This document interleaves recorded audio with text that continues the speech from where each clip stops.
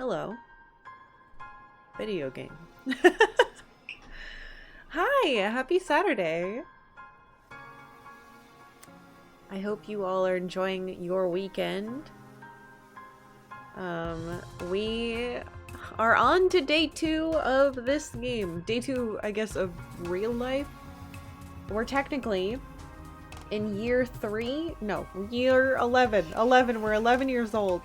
So that would be the second year? We started at 10 years old and now we're 11 years old. And everything is terrible. Well, some things are terrible. We'll see. Video game on a Saturday? I know, so strange. Hello, everyone. Welcome, welcome. Oh my goodness. What the... Wow, thank you. Diddler, thank you so much for gifting 10 subs.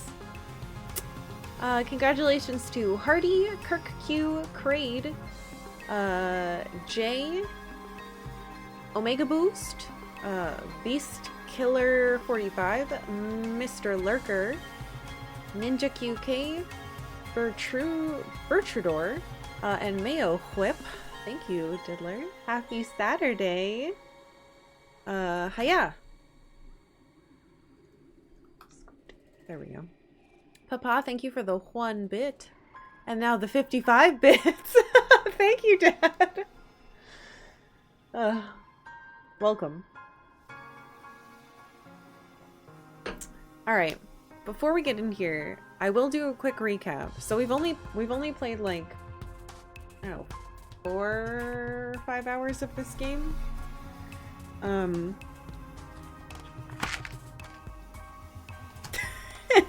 Oh god, explaining what happened last time is so stressful. So let me just hit continue. We'll go in. Ooh. Oh, that was a cool way to foosh it in. As you can see, I am still pretty small. I am just a little kid. Oh my Bren, thank you for gifting a sub to Sports Ball, which we will cover in a second here. Thank you. Okay. So, the best recap I can do, I think, is to say, my character's name is Solana, and I was born on a spaceship heading to the planet of Vertumna 4. We now live there. The fastest way I can describe what happened is I'm trying to become a well-rounded human being.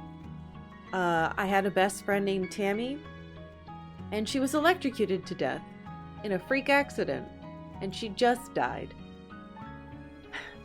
Now, I'm trying to figure out how to live on this planet with my parents and the other kids who live here that don't like me very much. I'm sad and lonely, but I'm trying very hard to make friends. I'm trying to befriend Cal specifically because he was my old best friend's other best friend.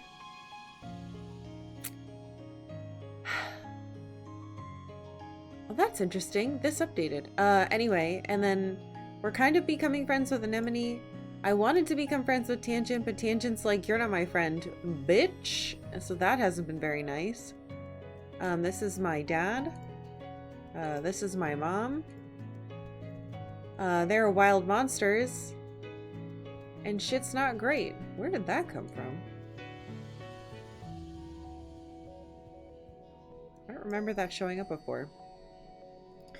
Anyway, it is currently... These are my kudos, which is apparently money. I have to worry about stress. I can choose one main thing to do each day.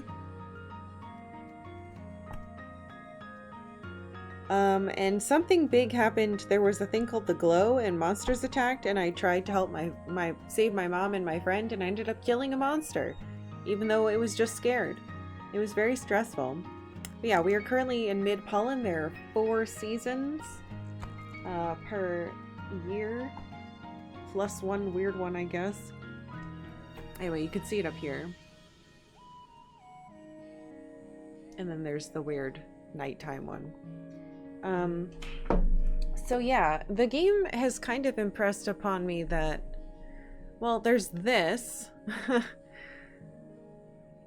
and there's this, but I'm kind of, I don't know, I'm kind of conflicted. I think that because of the situation that happened with my friend dying, I'm supposed to be a little mistrusting, but I'm not doing that. I don't know. Anyway, clearly Anemone has something to say to us. Also, this kid is kind of suspicious. He's been like sneaking out. And then this girl's really mean. She's done nothing but bully the shit out of me, so yeah.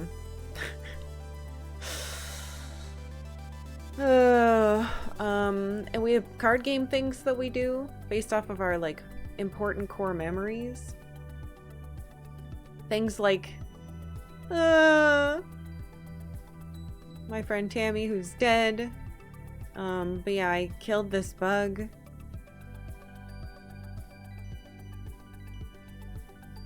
It looks like I'm getting a lot of this stuff. People apparently don't like it when I tell a violent tale. I don't know. It's stressful. Anyway, hello. So then I trapped it in my room, Anemone says, telling you all about the bug she saw in her quarters. Its wings were as big as my hand, and it had feelers like, whoa! It was bouncing all over the place like, boing, boing. She gestures excitedly, swinging her arms over her head. The bugs here are so big, and they're everywhere. I was gonna give it to Tang, she says. She loves gross bug stuff, but she said I should just let it go because if it stung me, I might get weird mutant powers. I mean, other than the ones I already have. Right, she has like... something weird is going on with her. She has like... scales? And I don't know what's happening with that. I know, Tammy. It's really upsetting because she was the nicest girl ever. And I wanted to see if I got more weird mutant powers, so I started jumping around off higher and higher things until I was jumping off the back of the ship, and I got in so much trouble, but it wasn't even that high. She stops in her tracks. Hold on, she says, stooping to rub irritably at her knees for probably the 100th time in the past 5 minutes. Ugh, I'm gonna die. I busted up my knees, and it's so itchy when my scales grow in. Annie, don't pick at it. Chief Steward Antecedent's voice rings out across the garrison yard, pleasant but firm. It instantly transports you to being back... I can't read. It instantly transports you back to being in the ship Crush, tugging on her skirts and calling her auntie. Anemone jumps and stands up straight, her hands flying to her sides. Oh. Oh. But Mom! Anemone whines, digging her fingers into her knees as Antecedent approaches you both. It's so scratch-tastically itchy!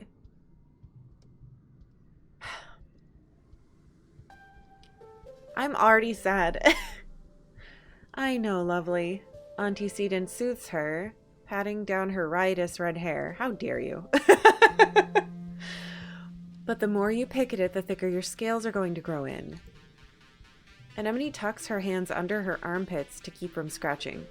What if I want to have cool scales? She pouts. Antecedent smiles indulgently.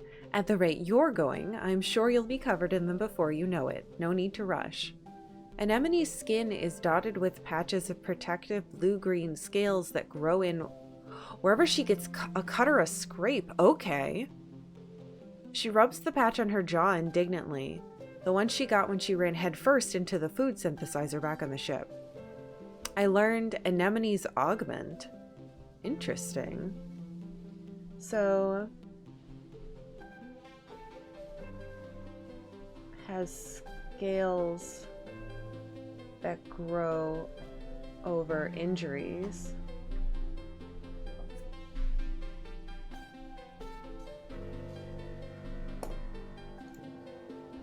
Auntie Satan opens her satchel and pulls out a bundle of clothes.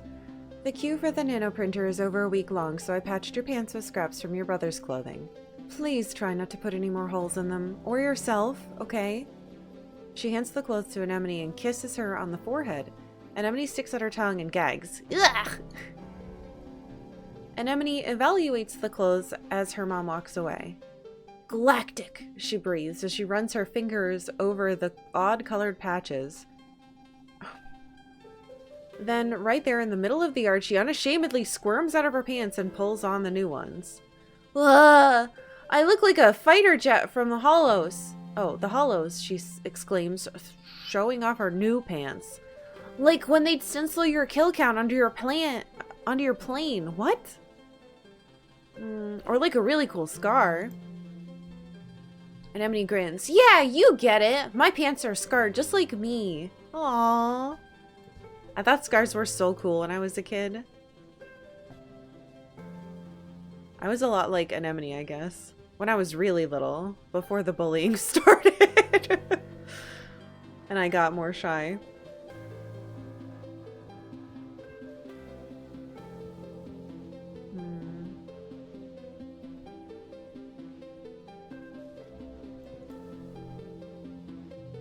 So deliver supplies is here. The real question is like, what do we want to get better at? I wanted to get better at animals so I could work with my dad. Can I do that yet? I think we need like 10 in animals, yeah. Oh, 20 or greater? That's so many. Your dad sneezes and wipes his nose with a handkerchief. Ugh, this pollen, he says, his voice thick with congestion. Someday I'm gonna get used to this.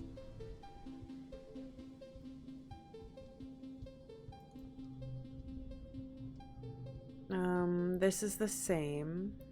Oh, look, I'm tough enough. Wait, hold on. I'm tough enough now. I'm afraid you'd better stick to sports well for now, okay? It's a tough world outside these walls. Oh my gosh, we're tough enough. Let's try to do an expedition.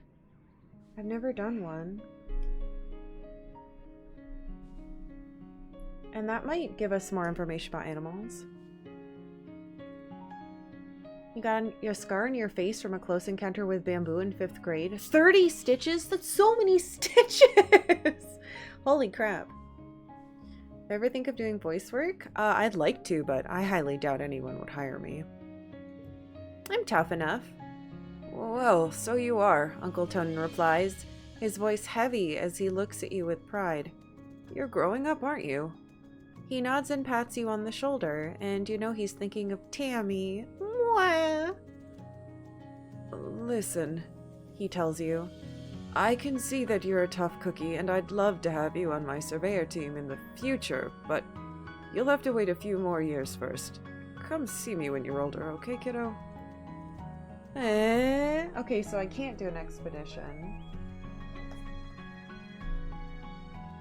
So we need to wait a few years to do an expedition. That's fine, I guess. I guess it makes sense not to send an 11-year-old out. You're still proud of your belly scars that look like 2 extra navels. One of them stretched flat as you grew up. Wow, that's cool. That's neat. The only scars that people ever really notice on me is that I have a chickenpox scar right here. And I have a chickenpox scar right here. And then luckily all my other scars have faded. I had a really big burn scar all here, but it healed really well. So even though I have some numbness in this part of my hand because I burned it really bad, you can't see it. You used to be able to see it in the cold, like it would turn this weird funny purple color, but it's pretty much gone. Yeah, all of my scars have healed really well, so now they don't show anymore. Dejected, you drag your feet as you walk back through the gates to safety. Psst. Huh? What's that? You look around questioningly. Oh shit. Psst. It's Dees. He's hiding behind some bushes. That's so typical. He puts a finger to his lips and motions for you to follow him. Sure, you figure, why not? Oh god! He leads you silently along the walls towards the garrison, then crouches down in the bushes between the sports ball field and the security pavilion to fiddle with something. And suddenly he's gone. What? Oh my gosh.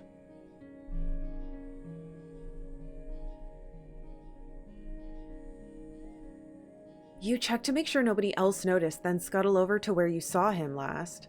Behind some popflower bushes, there's a drainage pipe in the wall big enough to crawl through. A heavy grate keeps animals out, but it's loose. You could slide it aside to get through. You could sneak out. Okay, we've unlocked sneak out expeditions.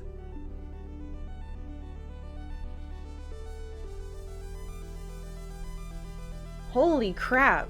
Well, that's scary. Yeah, I used to have a scar, so I was using a pocket knife and it slipped and it cut directly into my thumbnail.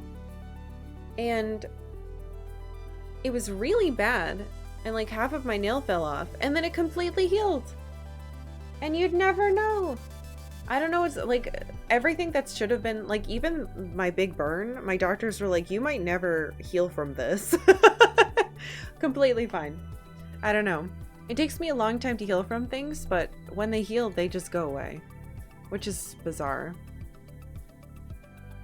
If the adults won't let you visit the Valley of Vertigo or the subaqueous swamps or the other cool places surveyors get to go, well, you could sneak out through here to explore just outside the colony walls. If Deese does it, how dangerous could it be? Oh my god, that's terrifying. Oh, and he's gone. Oh no, he's here. Deese is perched up on a big rock, silently watching the forest. He barely moves as you approach. The longer you look, the more you see, he says cryptically.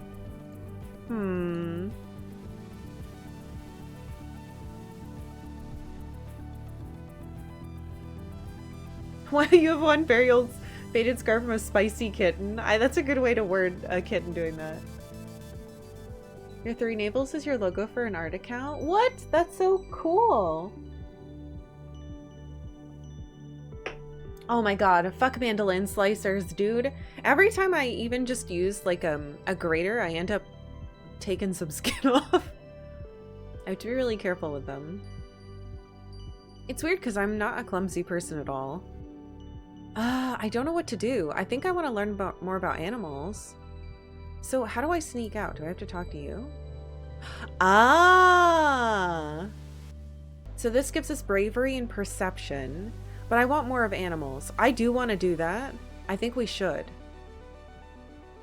But I think I want more animals, and the only way to get animals is to do defense training so far.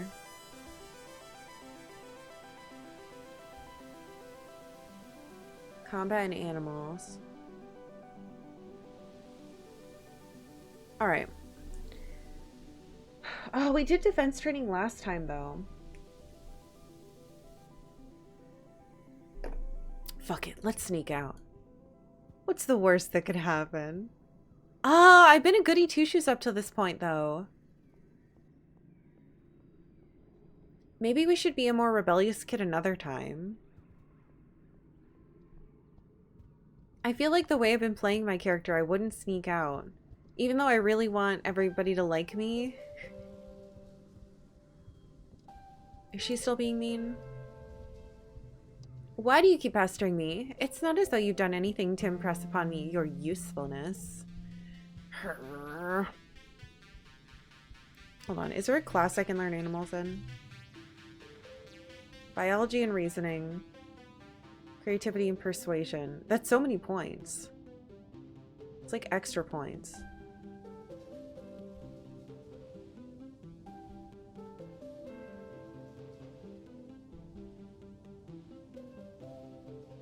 I feel like we're gonna be a really empathetic and creative tough kid. Because I've kind of failed at these. Let's do humanities. It gives you a lot of points. Because I'm not gonna be able to do everything. And I still want to be this stuff because of Tammy. Ooh. There's some sort of emergency in engineering that requires Hal's attention, so today's class will be taught by the ship's artificial intelligence, Congruence. Good morning, Congruence chirps. Today we're going to talk about the formation of the Vertumna group and our decision to leave Earth. Ooh! It's a very exciting topic, and we think you're finally ready to hear about it. Let's dig in. Oh my god, I actually do want to know about this. You know how it started. Economic and environmental instability coupled with deeply entrenched hatreds had thrown the Earth into chaos. And you know how it ended. In that chaos, your parents formed the Vertumna group with a plan to leave Earth. 20 years later, they and their star-born children, you, slid through a wormhole and ended up here on a planet you called Vertumna. But there's so much you don't know. Congruence pulls up a hollow projection of an unassuming human with a firm maternal gaze. This is Planktonic Ascendant's Wangbatha Smith, she says, the spiritual leader of the Vertumna movement. They were what people called a speculative fiction writer. The Vertumna Project proved that their writing, though speculative, was far from fiction. Huh? Planktonic Ascendant's Wangbatha Smith. Huh?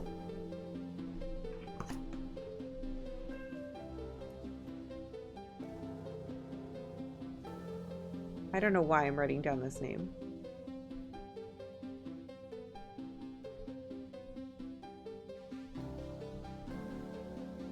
Botha always makes me think like Bothan Star Wars stuff.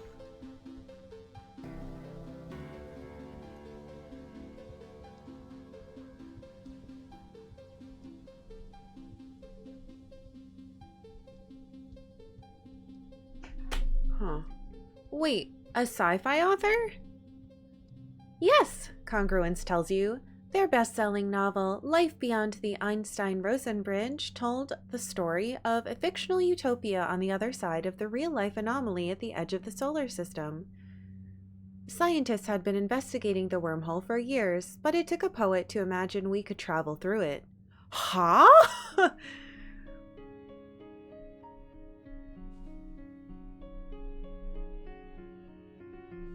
That's interesting. Wangbatha Smith's writing centered around the idea of humanity building a technological utopia on another world. Translated to 100 languages, this was a compelling idea to people at the time, so fans started connecting in VertSpace. Far from just a book club, these people bonded over mutual aid amid the increasing unrest in their own countries. They were committed to Wangbatha Smith's idea of a future where everyone is treated equally without prejudice.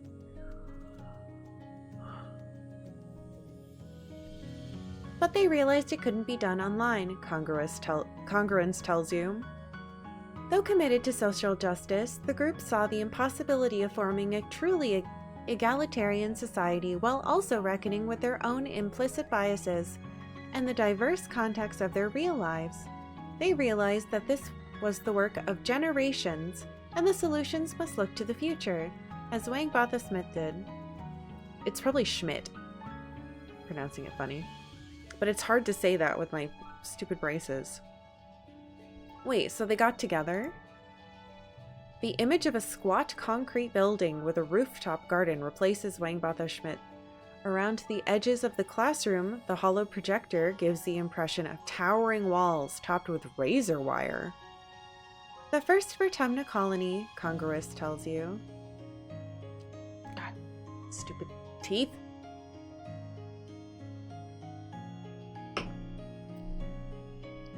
"400 people volunteered to sacrifice their own cultural beliefs to walk through these doors, agreeing to come up with a new way of life that would be taught to their children.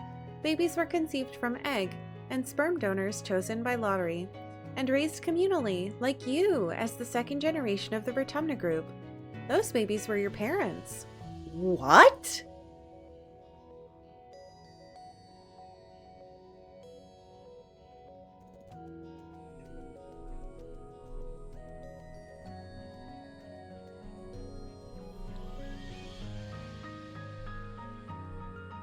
It sounds like the first colony was in like a prison commune.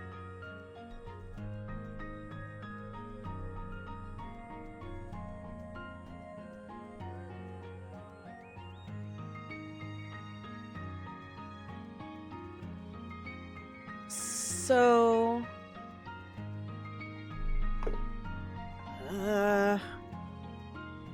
Yeah. Wait, was this some kind of cult? Yes.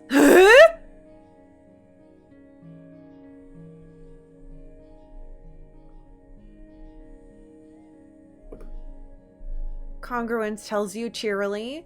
The Vertumna group was widely considered to be a non-religious cult. Membership was outlawed in some countries.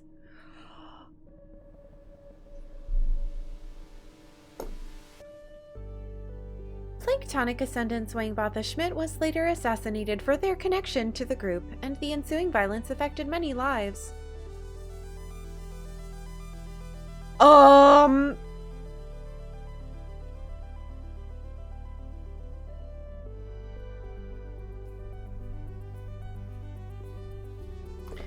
God! We're in a religious cult? No, we're in a non-religious cult based off of some fucking sci-fi writer? Oh no! How do I change this to move all the way over here? You think of your mother and her prosthetic leg, and how she rarely talks about her life on Earth?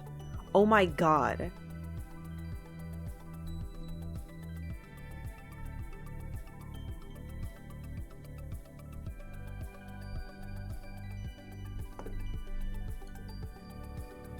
The hollow projection now shows the compound under siege. As more colonies were founded, word got out about the Vertumna group's social experiments. Congruence continues. Assimilationism was an unpopular ideology at the time because it had been used to commit terrible genocides on Earth. This combined with the panic that the Vertumna group was, quote, destroying the family unit or, quote, raising an army of genetic super soldiers, brought the colony under attack from all sides. Wait, but cultural assimilation is horrible. In leaving behind inherited traditions, rules, and resentments, the hope is that humanity may be wiped clean of centuries of intergenerational trauma. Congruence sounds like she's reciting doctrine. Even the first generation of the Vertumna's group wasn't certain it was possible. You're the beginning of the new beginning. Who knows what you'll be capable of? You get the feeling you're not going to get a nuanced answer from a ship's AI.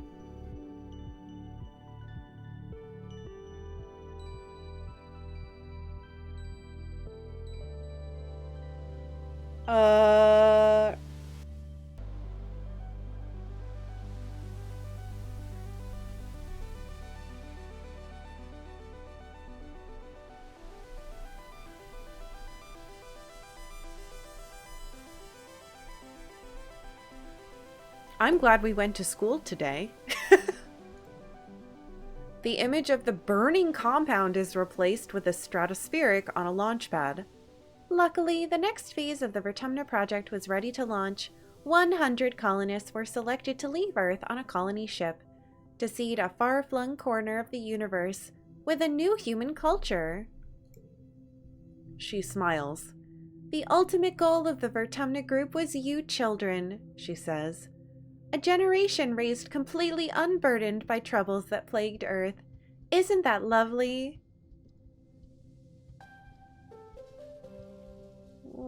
What was Earth like when they left? Terrible! Congruence shows you some dire demographics.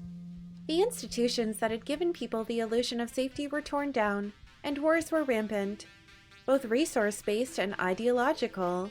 Large parts of the Earth were rendered uninhabitable by climate change, pollution, and nuclear war, especially the critical food-growing regions of the world. The Vertumna group weren't the only ones trying to escape Earth, but as far as we know, we were the only success.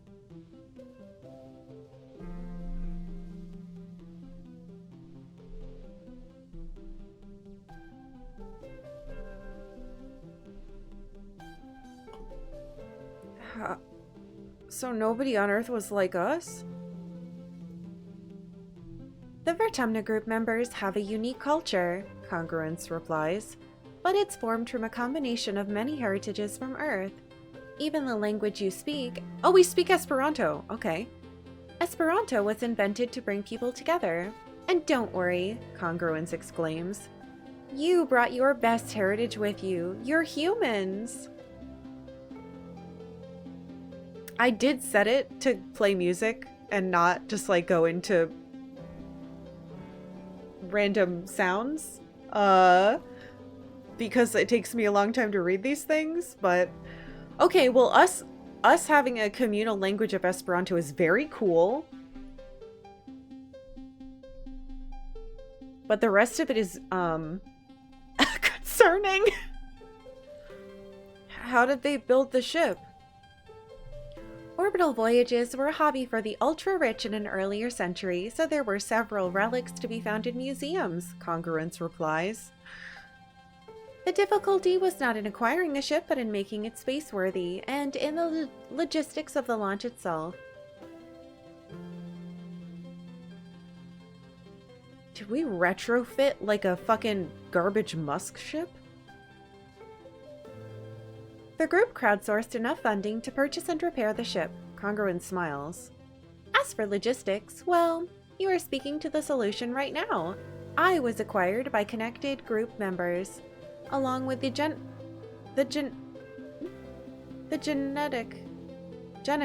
that created you and your parents. Wait. What? The Stratospheric was the first manned vessel to navigate the wormhole at the edge of the solar system. Given the state Earth was left in when it left, it may have been the last. Oh my god, they retrofitted that Katy Perry orbital flight ship. Oh no! Fuck. James, thank you for 53 months. I don't want to go in there. Welcome back. That would be pretty funny. Guys, she's an astronaut now. So much information. Your head is so stuffed with ideas it might burst. Professor Hal and your parents never mentioned this stuff before. They waited to tell you because they wanted you to grow up without feeling different, based on your genetic makeup or family history.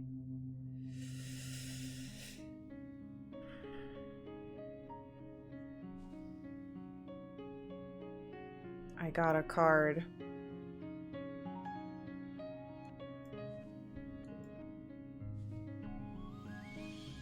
It's hard to imagine having a different culture than your neighbors. You wonder what it's like. Everyone celebrating different holidays, eating different food, speaking different languages. Are you missing out, or are you better without it, like the original colonists believed?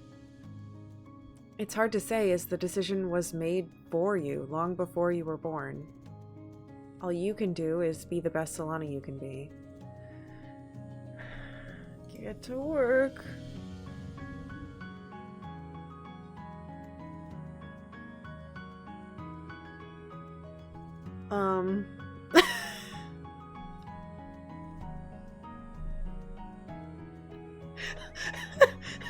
I don't... How the hell? We ended last time right before this giant reveal that we're in some type of sci-fi space cult. Yeah, what an important class. I'm so glad that I didn't sneak out. However, boy, does this spur me to want to sneak out. I don't think I agree with the world that I'm being raised in. It's like a sterile lab. I'm an experiment to see if being away from the problems of the world will make things easier for me. But that seems selfish and terrible.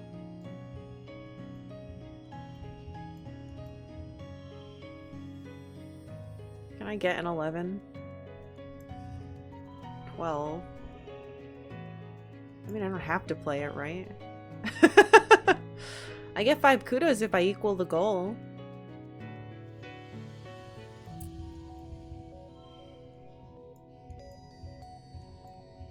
I can do it with all of them.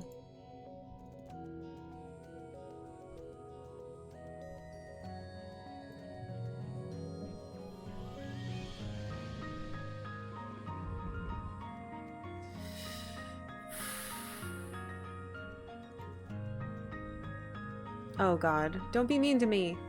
You're finishing breakfast in the common area when Marzipan struts in. Look at you, eating cereal, she says, turning up her nose at you. I'll bet you don't even know what day today is.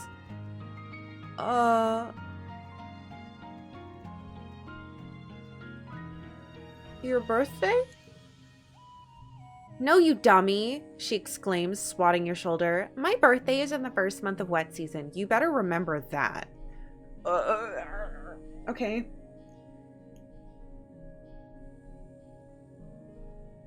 This was all a trick to find out your birthday so I can give you a gift and you'll stop being mean to me. Learn Mars's birthday. First month of wet.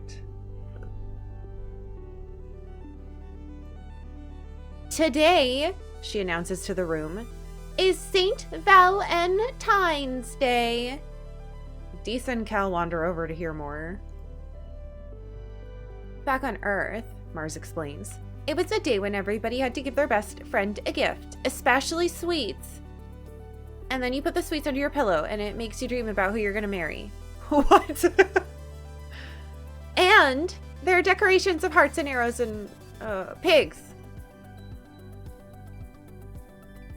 Honey, have you not heard that we're in a cult and we're not supposed to do this stuff? Cal laughs. Pigs? We don't even have pigs here. Before Mars can answer, Dee snorts. This is dumb. Marzipan just made it up to get free candy. He rolls his eyes and walks away. As he leaves, Mars shouts at his back. Well, nobody was gonna pick you anyway. You stink! She's so fucking mean.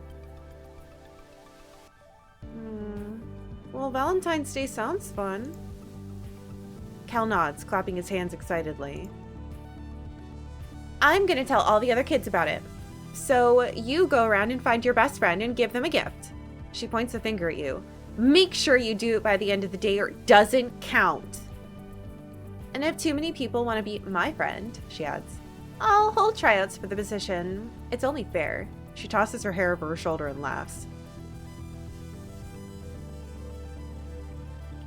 Bitch. Okay. Late pollen.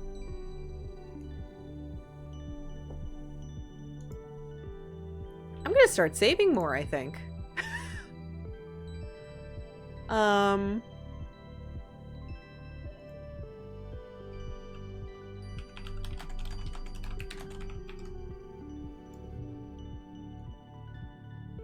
think I can talk to everybody. A gift, huh? Let's look around the ground and see if there's anything. I don't have any sweets. I'll tell you who's not my best friend. Her.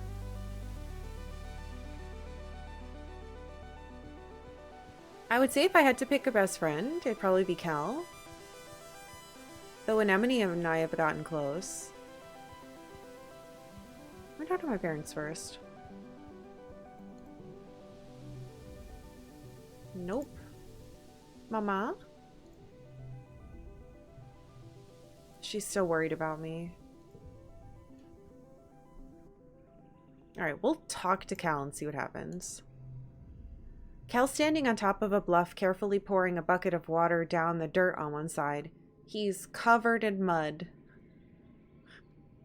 Hey, check out my mudslide, he exclaims. He grabs a piece of sheet metal and slides down the dirt pile like he's riding a surfboard. Mud goes everywhere. He jogs back up and hands you a sheet of metal. You try now. Okay. You make it down without bailing, but get mud splattered all over your legs. It is pretty fun, though. Like a hoverboard, but crunchier. Do you want to be best friends forever?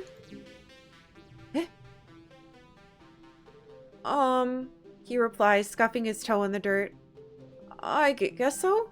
I lost my old best friend, so... Yeah, okay. Wanna try the mudslide again? She was my best friend too. This is why I feel like we should be friends now. Also, we have a lot in common. You like outside too. Oh. Hold on. Val and Tynes. Choose a BFF. And I chose Cal, and I think that's a good choice. You spent another hour on the mudslide until you're both thoroughly covered from head to toe, and you couldn't be happier.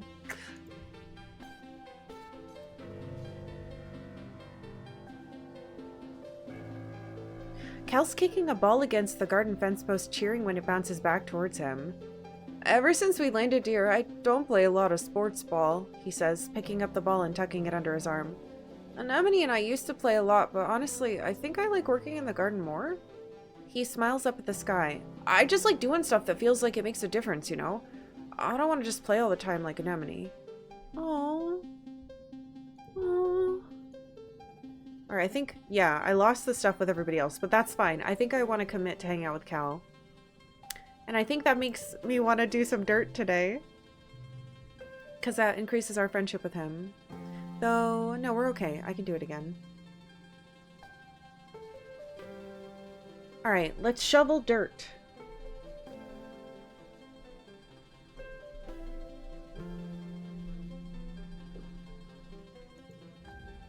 You're pulling weeds from the garden beds when you see Cal scurry past you, moving with purpose. He doesn't even stop to say hello before he disappears into the barn. Follow. You slip into the barn behind Cal. He's so absorbed in whatever's in that broken storage box that he doesn't hear you. You can do it. Come on, go, go, go! You creep forward, but the barn door creaks closed behind you and Cal jumps. Ah! Solana! He says, moving between you and the box. What do you need? What's in the box? Cal clenches his fist. Nothing! It's nothing! Whatever Cal's gonna say next is interrupted by a chirping noise from the box. Cal gasps and whirls around, and the both of you rush forward to look. Oh no! Inside the box is a pink caterpillar-like creature about the length of your arm. Blinking up at you with multifaceted eyes, its mouth parts wave at you and make a clinking, chirping noise. It's hatched, Cal says. Hey, little baby, welcome to the world. What is it? I don't know, Cal says. I looked it up on the Surveyor Archives, but nobody's found anything like it before. It's true, you have no idea what this creature is. You knew about this thing? Well, yeah, it showed up in one of the first shipments of mushwood, he says, rubbing his little nose. Just curled up in a little cocoon. It looked like a dried up leaf, but warm. I didn't want to just throw it away in case whatever was still inside was living. And no one was using this busted up storage box, so... Oh, it's much bigger than I thought. Cal puts the small creature on his shoulder. What are you, little buddy? Cal asks. You look like a big old caterpillar, but cuter. The creature yawns, showing off circular rows of tiny, even teeth. It nestles against Cal's neck as he scritches it under the chin. Maybe we call you a dilly-pillar? Oh, God. Oh, this is gonna eat you. I'm so scared for my friends now.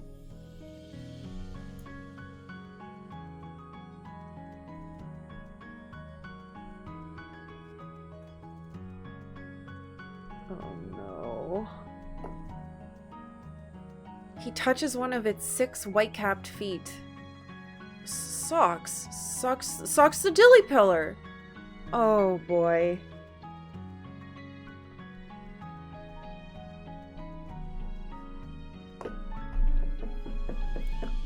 We're gonna die. Oh my god, what is the doodle? A socks version of the Minmo poster?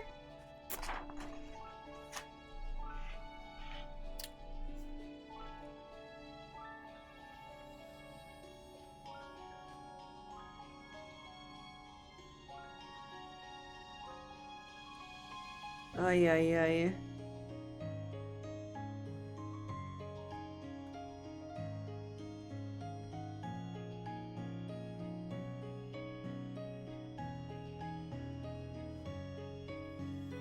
I've just met this thing, so I'm gonna do my best to draw it.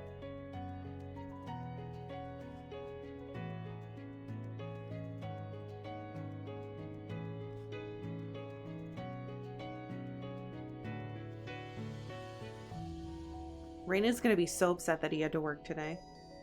He's doing FGC stuff.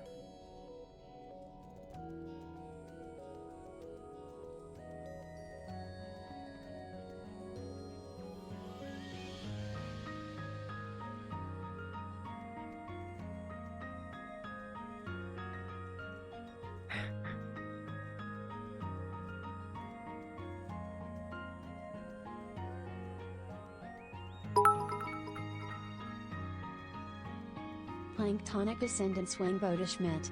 I had to hear that out loud and I didn't want to interrupt narration. Karkalla laugh. Good lord. Thank you.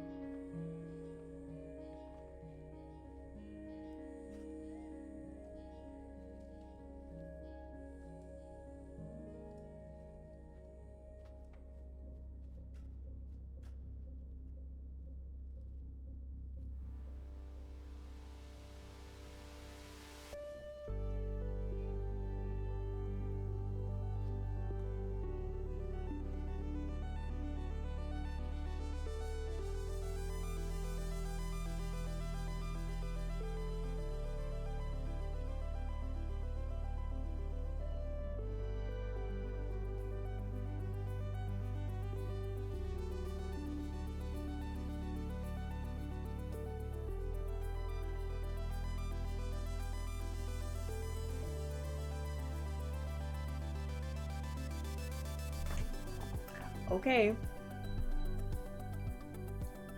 Here's your doodle. This might mess up all my screens. Oh, it didn't.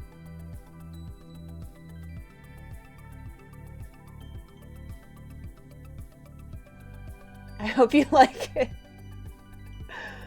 Alright, can I click on this and will it go back? Oh my gosh. Guys, my screens are set up properly. It's a miracle. Well, we have a creature now.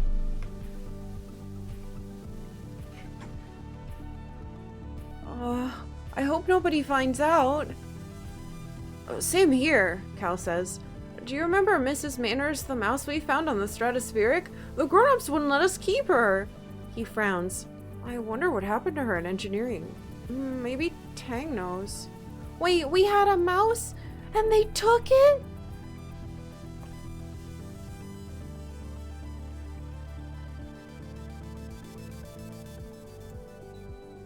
I have to hide her, Cal says, looking around. Think she'll be okay if I keep her in a broken storage box? He places socks gently into the box and closes the lid. Go back to sleep, little buggy wuggy, he croons. Sleep tight. Oh my god! Card becomes 2. So stressful, man. I don't want that. 1, 2. 1, 2.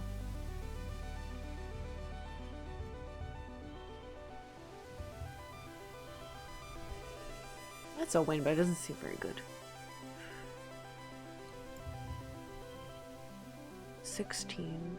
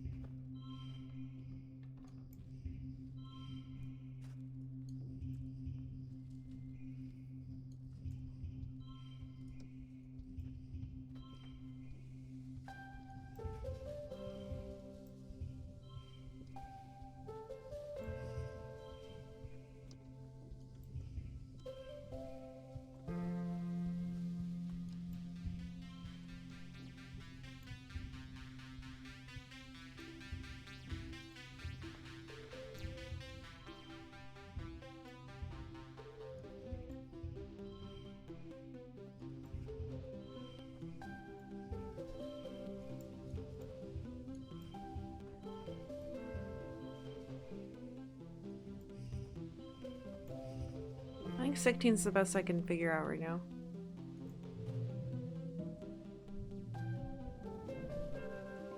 We're gonna have to rest soon.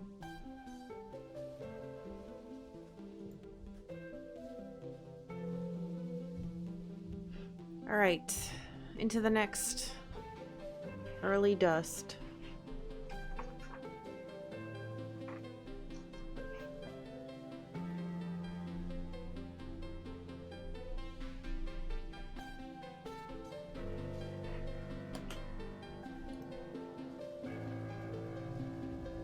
Cal's kneeling in the dirt, carefully planting... biology? Planting pieces of potato. When I was a kid, I thought everything grew from chopped up pieces of bigger things. Oh, I saw that. What does my papa want? Are there items anywhere?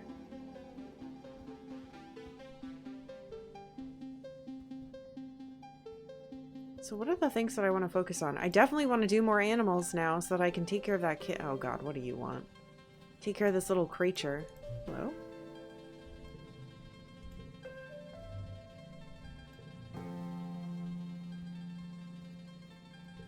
Oops. Alright, what does she want? Let's get, wait, why do I look sad?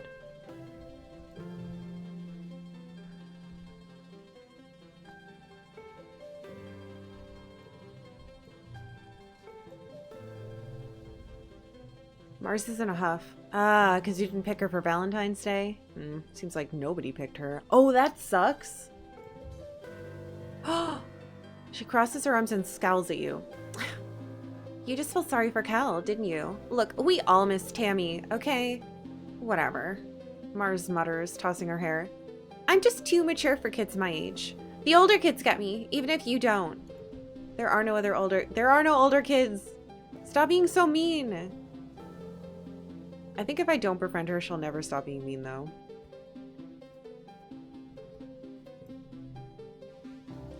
Dust is such a dry, hot season. Both suns are high in the sky, baking the usually lush Vertumnan jungle. If there's a breeze, it's warm and, you guessed it, dusty. Your parents are up every day before dawn, which comes far too early for your liking. They're usually gone by the time you wake up and home after you're asleep, so you have to visit them at work if you want to see them. Good morning, Gooseberry. Your dad greets you cheerily. Have you come to see the harvest? Your mom and I are gathering crops from actual Vertumnan dirt this week. Oh, that sounds neat. He shows you around the rows of corn and beans from Earth. They all look a little yellow and scraggly, not what you'd expect, but your dad enthusiastically points out the vegetables ready to harvest. Don't forget, he tells you, the Vertumnalia Festival's coming up. There will be a talent show and a science fair. I'm sure you're eager to participate. I mean, I lost last time, but yeah. Thanks, Poppy. Okay, I want to learn more about animals. Which means playing defensive training, I think. Yeah. Oh wait, shouldn't we rest though? How much is this? Plus 15. That puts us dangerously high. I think it's resty time. Because you never know what random event's gonna happen.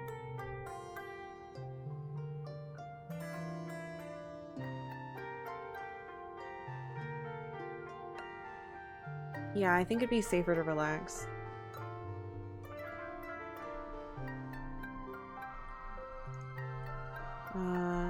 No one picked Mars, and she's mad. You look around the lounge. Some friends are here. Who do you hang out with? Oh my god, we can hang out with Cal. Cal.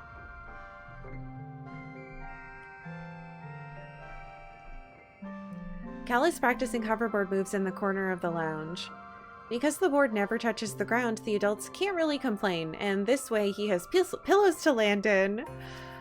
He's working hard, trying and failing, flip after flip, but he hasn't even broken a sweat. He waves you over. Hey, Solana, he says cheerfully. Do you want to practice with me? Oh? Hell yeah. You practice with Cal for about an hour. It's exhausting. By the end, you're sweaty and a little sore, but you feel good. You promise him you'll come back all this month and keep him company. Aww. Okay. Hoverboarding.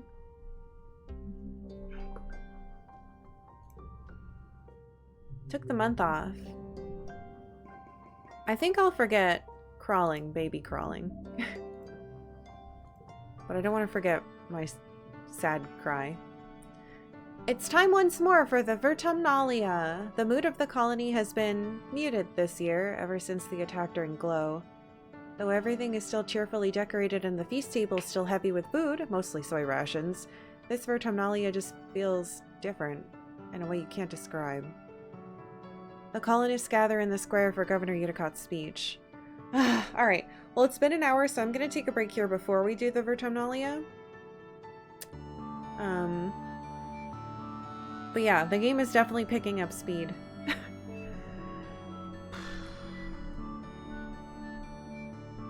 Alright, I will be right back.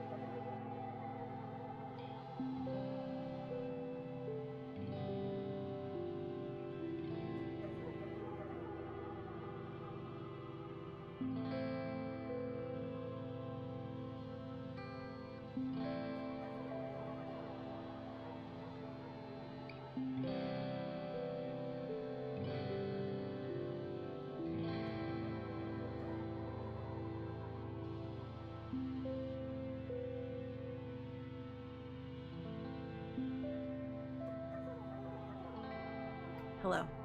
Thank you for waiting. Octavia's curled up over there and she's snoring a little bit. It's very cute. Alright. Vertumnalia stuff. What a year Vartamna has given us, the governor begins in her weedy voice. I stand before you so proud of everything the colony has accomplished in such a short time. I have always hoped that we would bring with us the best facets of humanity. Cooperation, resilience, and creativity, and the events of this year have given me no reason to doubt my convictions. I don't know. Now that I know that all this started as like a sci-fi cult, I'm very suspicious of the older people in the group. These creatures were unexpected, but I urge everyone to consider what it means for life here. If Vertamna can sustain megafauna, then that means conditions are good for us as well. Our friends in geoponics are already working on the logistics of domesticating the wildlife. Your dad, as second cultivator, stands and gives a sheepish wave to the crowd. There's a smattering of applause. Hold on, that seems like a big deal.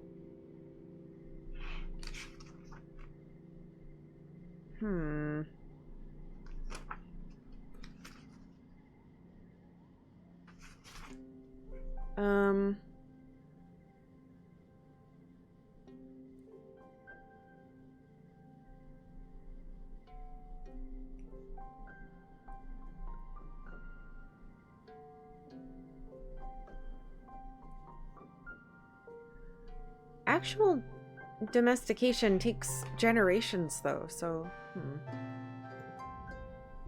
Mars elbows you. Hey, she whispers, did you hear? My dad says Uticot's gonna announce the depot's open to the public. You shoot her a questioning look and she rolls her eyes. You know, shopping. Somewhere to spend all the kudos we've been saving up. There's gonna be candy and toys and makeup and nice-smelling soap, not the boring kind in the communal showers. You know the concept of shopping. They do it in the holovids from Earth, especially the ones Mars likes, but you've never actually done it. The colony provides everything you need, but it would be nice to buy yourself a treat. My dad gives me an allowance, Mars says, shooting you a look of pity. It's too bad your parents make you work for yours. Oh, Jesus Christ.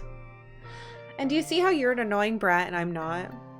You and Mars tune back to the speeches just as Uticott, as predicted, announces the opening of the general store at the depot. Mars gives you a knowing look as she claps. Uticott gestures for the council members to stand. Finally, the council remains unchanged from last year. We are, as always, proud to serve you and the colony as your government. The music starts up as Governor Uticott finishes. Thank you all for your hard work and your perseverance this year, she says, over the ruckus. Together we build the future. The crowd disperses and sets up for the annual Vertumnalia Games. Just like last year, there's a talent show, a science fair, and bot wrestling. Now with an obstacle course. Which one do you participate in this year? Well, my highest thing is toughness, so I definitely want to do the bot wrestling biathon. That sounds so fun. Bot wrestling.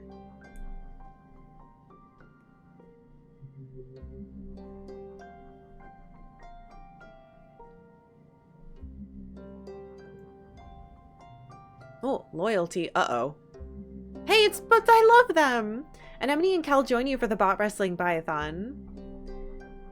So called because Calm has added a hologram obstacle course this year. Okay.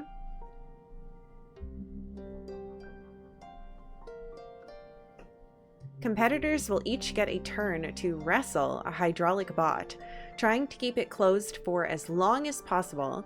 This time, though, all competitors will first have to sprint across the festival grounds, dodging and leaping over obstacles. Each obstacle triggered will subtract from your time. Alright, let's try it. Oh my god, I have to get a 48? Yikes.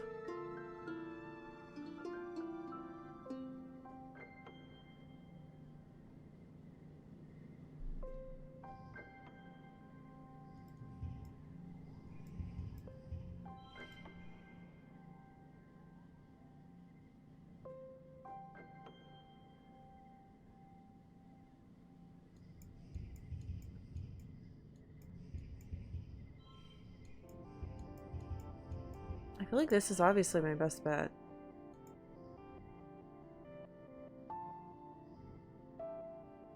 Because it gives us a 14. And we get the bonus.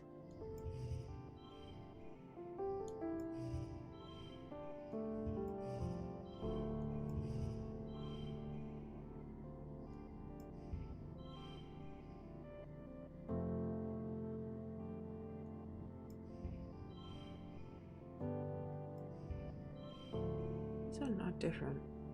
Do they not stack? Oh, I see. That's the only P1 thing.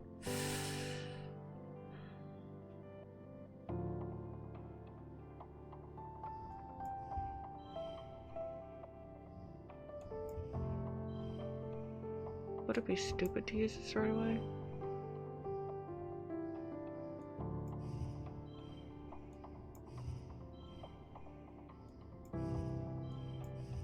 I think this is the highest I can get this round. Which worries me because if I had this on another one, we might be able to make it higher, you know? Because I can't. But I'd have to play something. Let's just try it. Oh boy, this is gonna be really hard. I'm probably not gonna be able to win. But if one of my friends wins, that would still be fine for them.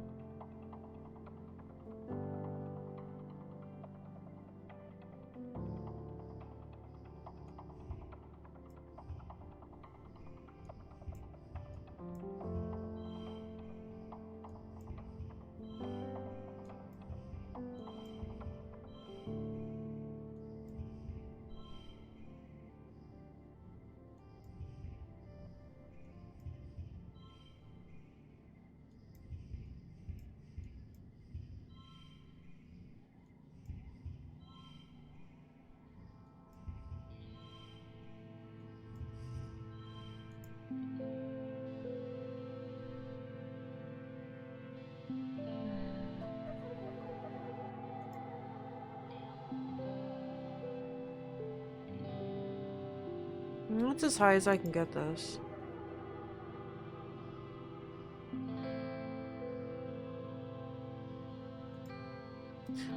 I mean, I could use those. There's no way I'm gonna be able to hit this.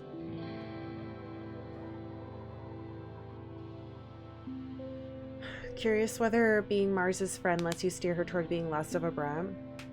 I know it could go either way, right?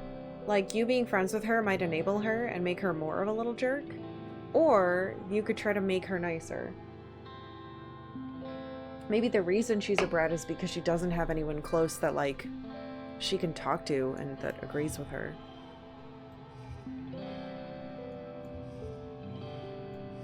Yeah, I think this is as good as it's gonna get. I don't think I'm gonna be able to get an 18. Especially with this here.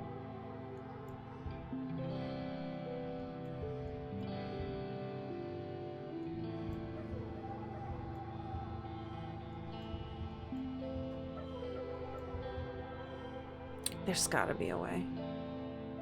I could always do that, but for each unplayed card.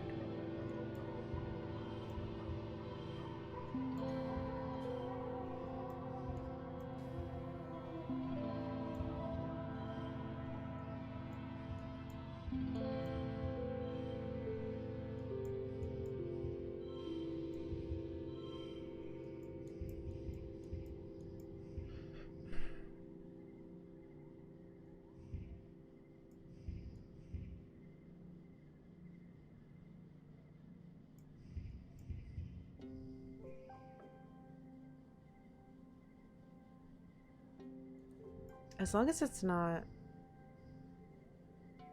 yellow cards, right?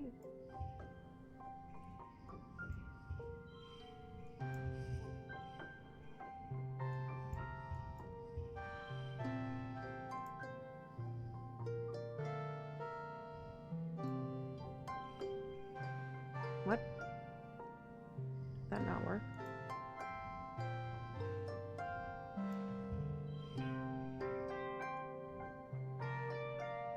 use it. There we go. Alright. I had to use one of my mushrooms, but I did it.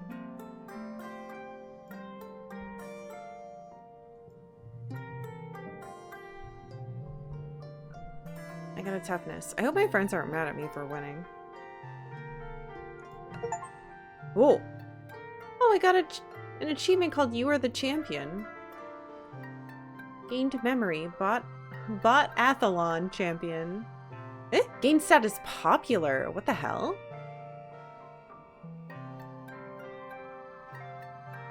You're the winner and everyone wants to be your friend. Kudos doubled for 3 months? Whoa. Wow, look at you go! You do it! You didn't expect the hologram obstacles to move. The last one dances around and gets in your way when you get close, but your reflexes are fast enough to dodge it. Oh, look!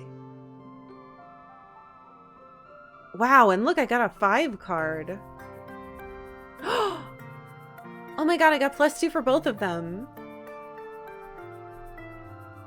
That's so exciting.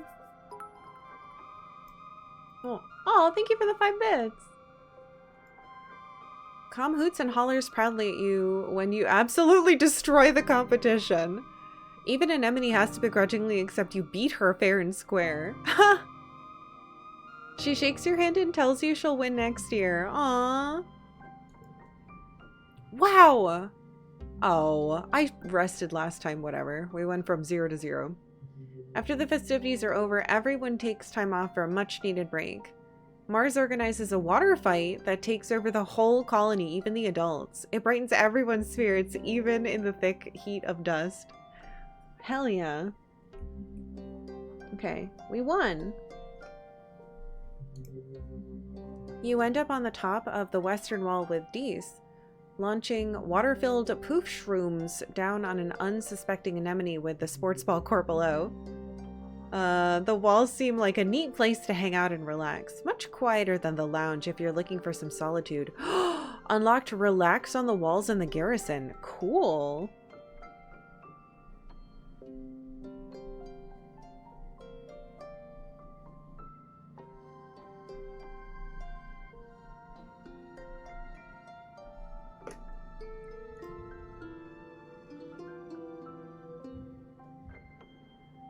Alright. Into mid-dust. Okay, so if we made money, we would make more. Let's look around for any items. Hey, welcome. Poop shroom? No. Though I wouldn't be surprised if we found something like that.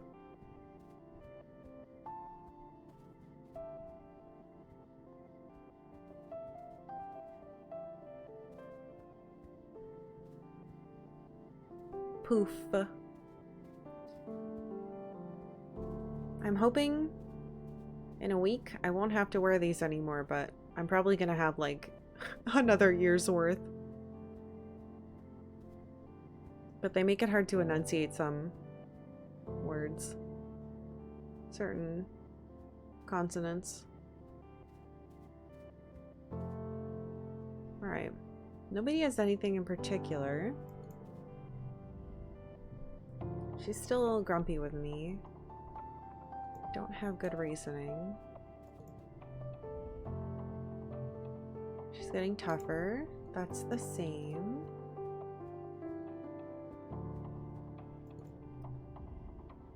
Wait, what's this? Cal's doing some stretches in an open area of the garden.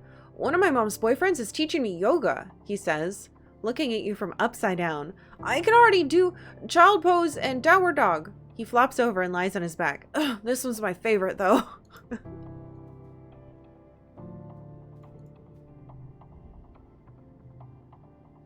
You don't see Dees at first, but you do hear rustling followed by the screech of metal on metal. After a few minutes of looking, you spot Dees placing a large rock in front of a piece of corrugated metal leaning against the wall.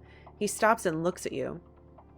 You didn't see anything, he says, going back to cover his tracks. Okay, kiddo. I should do something that makes me money. Maybe we should do deliveries.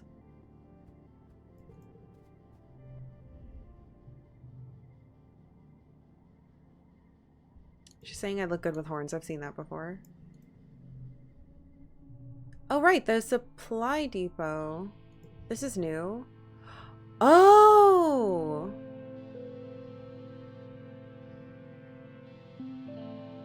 Aww. Photo phoner. What's the social cards? A trowel for biology. That's interesting. Doesn't work in...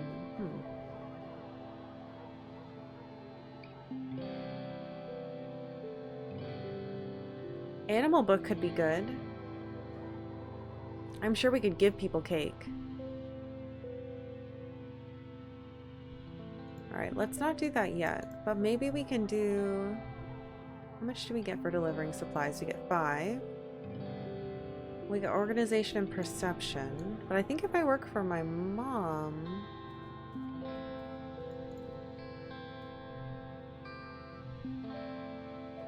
Shoveling dirt, we get kudos, but we get the stuff that we're working on. And maybe we can see more of the little animal. I'm gonna shovel. Even though I really want to know more about this cult we're in. But I think I should take advantage of the popular thing.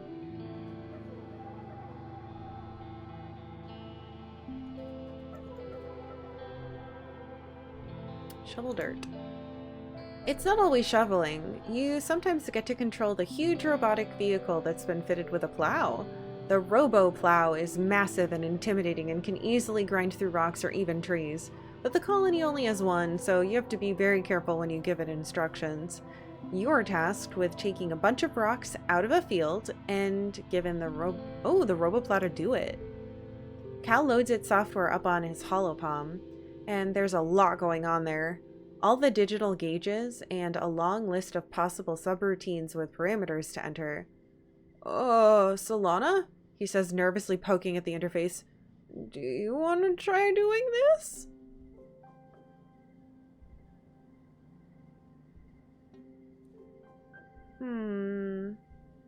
We could try to use our muscles instead. I don't have enough reasoning to control it. Trying to program it sounds a bit terrifying. Let's just do it the old-fashioned way. Oh, stress is fine. Gained memory, working those muscles. Cute! The two of you decide you can just dig the rocks out yourself with some shovels and a backup hand plow. Cal's relieved. This he understands. Your mom thinks you're nuts, but hey, you get the job done eventually. Hell yeah! Card becomes physical red. Oh! I don't want... Oh, crud.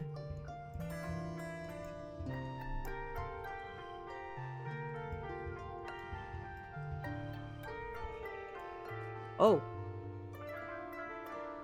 I mean, that's quite good. 26 is very high. I don't think...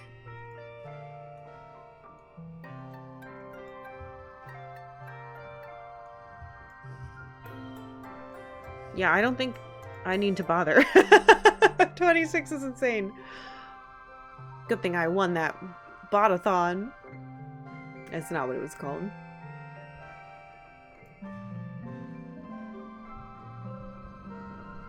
Yes, bonus kudos. Hell yeah.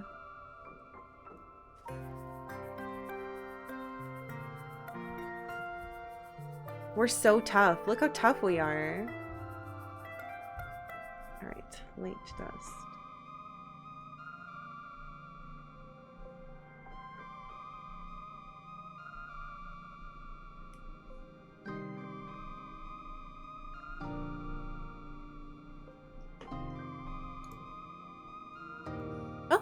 New perk. Oh! Toughness level 1. +1 to physical cards. Red gets +1 in physical challenges. Wow! So, prioritizing one stat does seem to be quite good.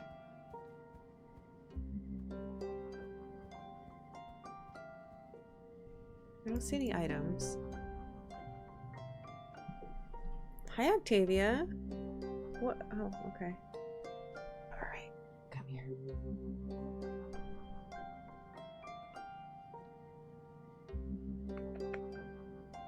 You sleepy?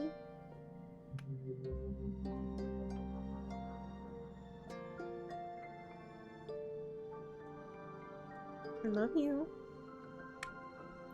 Alright, Mars is watching her holoscreen intently. She shushes you before you can get a word in. They're about to kiss! She hisses, barely giving you a second look.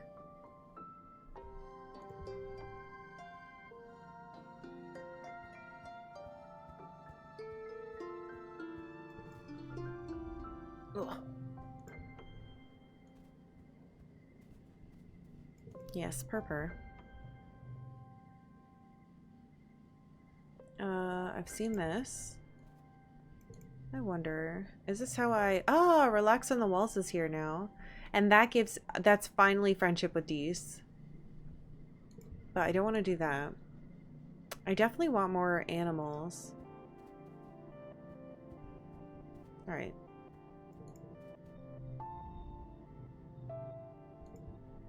What do you have to say?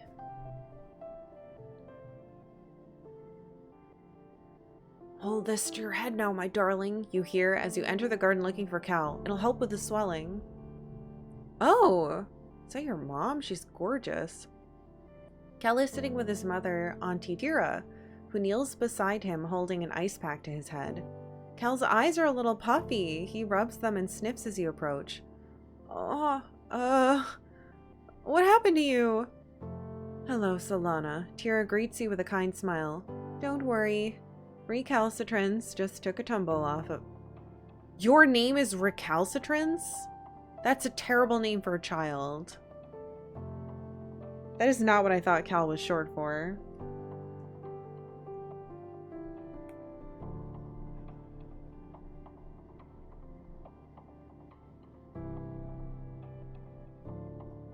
Jesus. Recalcitrance just took a tumble off of something he shouldn't have been climbing.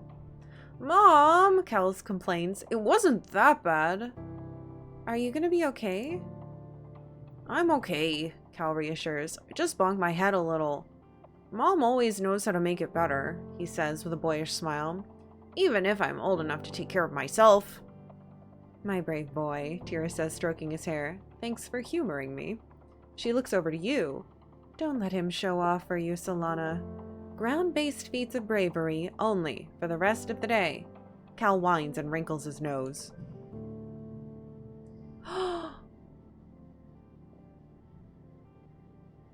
Tira laughs and wraps him in a big motherly hug, rocking him back and forth. Despite his protests, Cal's eyes close in happiness. He really loves his mom. Yeah, there was a bird, Octavia. Do you want to go get it? Well, that's an exciting card. She does. Time to smash her face all over everything. If my everything jiggles, it's her.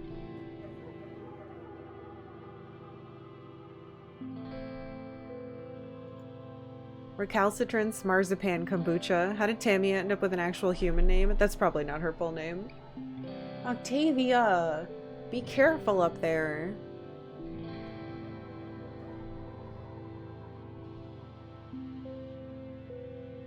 Well, we certainly have a lot of these points.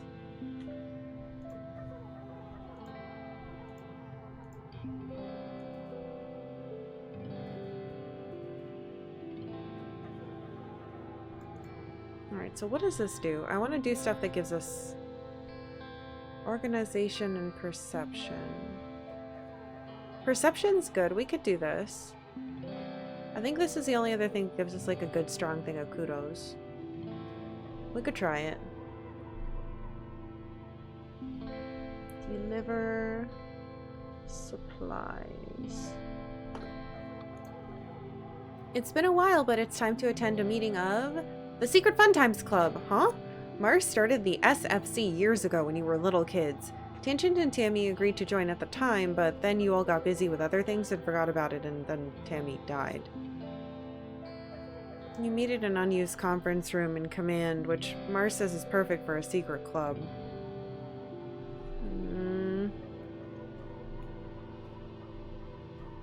Maybe this is why she's so grumpy.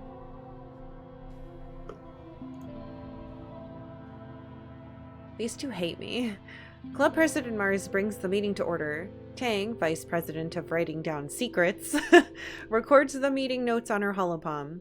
As Vice President of Fun Ideas, it was your oh my god, it was your job to come up with something for the club to do today. You chose making friendship bracelets and brought all the supplies you'll need.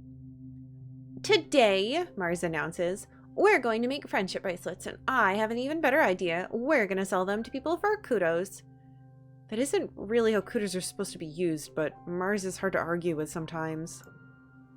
The three of you spend the afternoon braiding bracelets out of recycled bits of wire and bright plastic packing strips. Straps? Oh, I see. I know what that is. Your hearts aren't really in it, though. All three of you know that Tammy would have been much better at this than you. Making friendship bracelets was one of her favorite things. She was always giving them to people and didn't expect anything in return. It's eventually Mars who calls the meeting early. She takes all your misshapen bracelets and looks at them dubiously. I don't know if people will want to trade their kudos for these, but I'll do my best. I'll put the kudos in the club treasury. Meeting adjourned. You ask Tangent if she thinks Mars is actually going to sell them. I think so, Tang tells you. But the club doesn't even have a treasury. She'll probably just keep the kudos for herself. She doesn't seem to care. 5 kudos if total equals goal. So 14.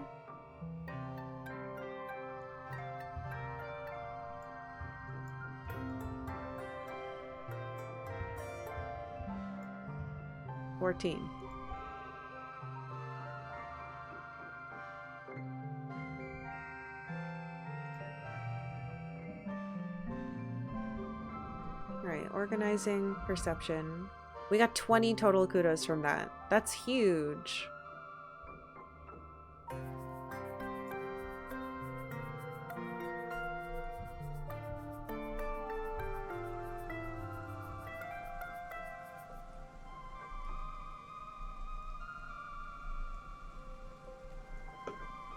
Alright, new season, early wet.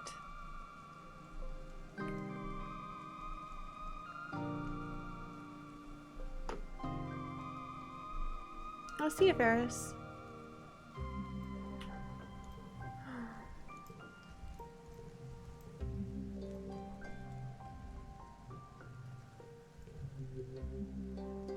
Oh, a log. Yay!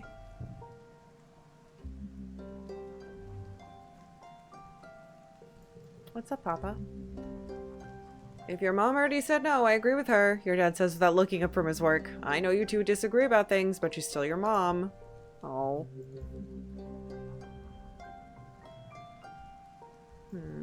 Need organization or animals. I want to do stuff with my parents. Looks like you guys don't have anything to say. Do you still hate me? God, she's so mean. We can't study together. I need biology. Biology, animals, bravery. Ugh. Alright, let's go to school. I think this is the last month we can get extra kudos. I'm gonna keep shoveling dirt.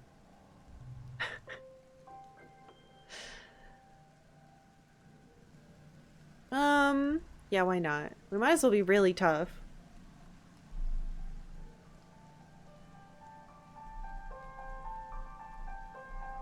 I want to see more about the little creature. You're helping your mom repair the garden fence when you see Cal slip away into the barn carrying a blanket and you excuse yourself and follow him. Does he still have that weird pet bug? Yes! He does, in fact, still have that weird pet bug.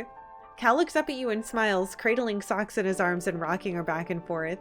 The little nubs on her butt seem like they're getting longer. She must be growing. I made her a little bed in that trunk over there, he says. She mostly likes to be curled up in the dark. She sleeps a lot. Socks chirps and Cal sits on the floor, letting her curl up in his lap. I've been coming in early every morning and staying late every day so she can play in the sun, he explains. That's when she's most active, but her favorite thing is laying in my lap for belly rubs. He tickles her soft tummy. Isn't that right, Socks? Who's a good dilly piller? You are! You are! Sock trills in delight. Do you want to feed her? Cal asks. I collected a bunch of leaves for her. Here, take one. You kneel down beside them and take one of the leaves. Socks trundles from Cal's lap into your cupped hands and gingerly holds the leaf between her two front paws. She's like a tiny dinosaur caterpillar. Munch, munch, munch. Ouch! Socks nips at your finger. Her teeth are really, really sharp. We're tough. Play it cool. You pretend like it doesn't hurt, but it super does hurt.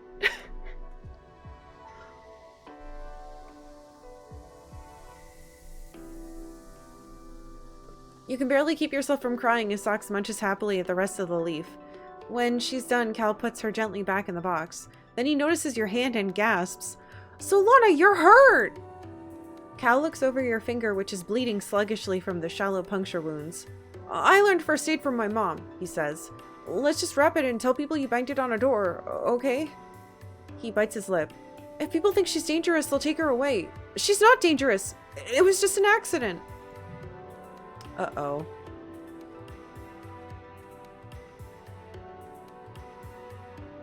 That is that's huge. Cal brushes his hand over the loose dirt and straw of the barn floor. My mom says the aliens here are dangerous, he mutters. I asked, like in theory, if I found an alien, if I could keep it as a pet, but she said I can't. Even if it's a nice alien, because of the diseases and stuff. He sighs. Socks isn't sick, he insists. And she doesn't mean to hurt anybody. The other animals probably don't either.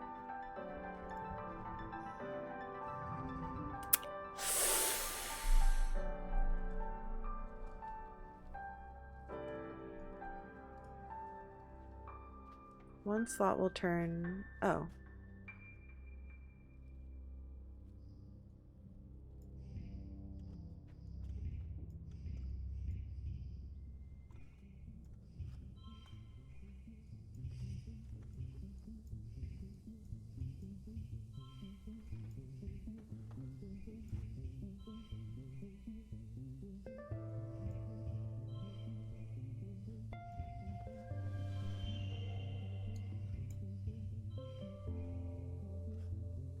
I mean, that's quite high.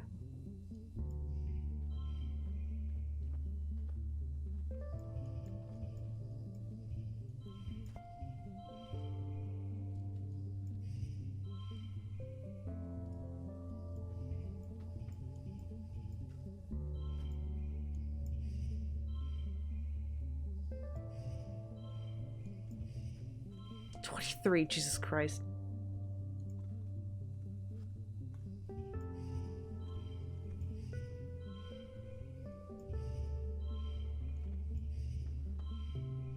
I think 23 is pretty damn good.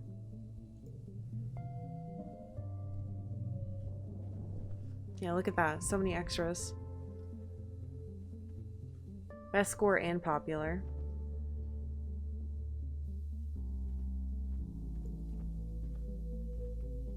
Well, at least we're tough enough to make it so that I was worried that if I cried that people would hear us and they'd find the bug.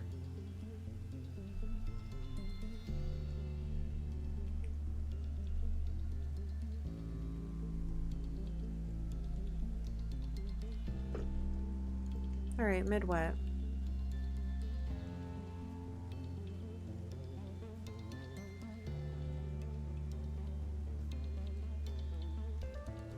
Yeah, I have pretty crazy toughness.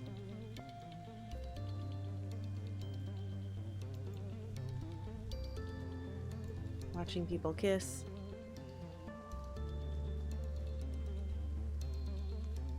Alright, now that that bonus is gone, I think it's time to go back to school. Actually, we should learn more about animals.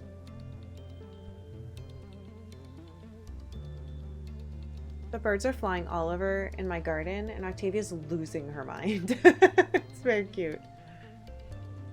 Alright, I think we should do defense training again.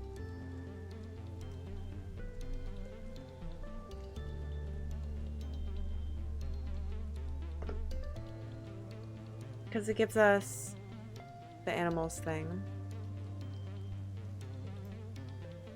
Part of self-defense is training your body so that it can be ready for any situation. The security chief has you running laps, running through tires, climbing walls, and sprinting back and forth.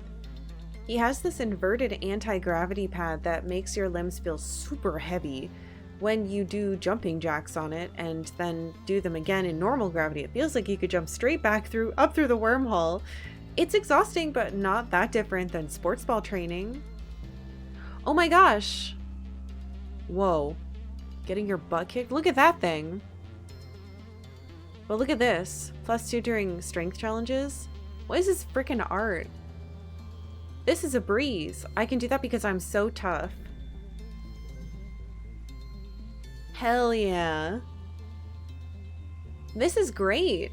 It feels good that red actually challenges your body and encourages you to achieve peak condition. More toughness. Ooh, interesting.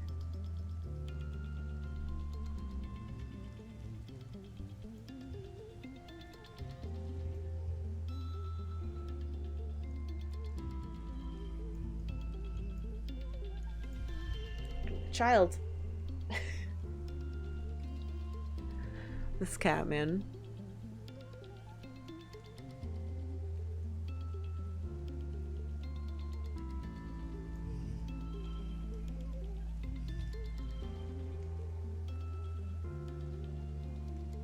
Yeah, changing this one's color is fun. I mean, I think that's quite good. I got the bonus. I got the best score without really even trying. Look at all the bonuses we got. Yay!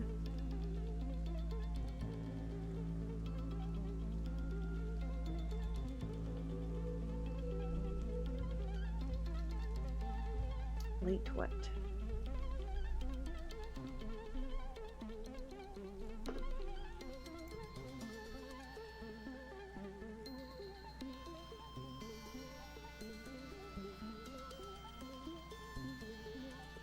He won't let me go out till I'm older. I don't have enough animals to do that yet.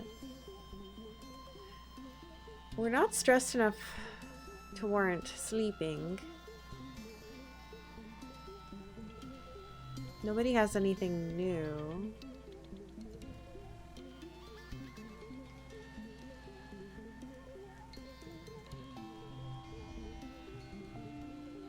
Yeah, it's gotta be 20.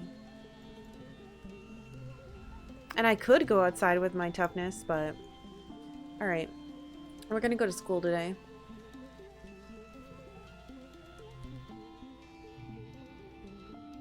I need higher reasoning to do engineering classes. I don't know, but the humanities are so interesting. And I think having more persuasion could be really useful. Let's do humanities, I think. I really want to know if we can learn more about the occult stuff as well.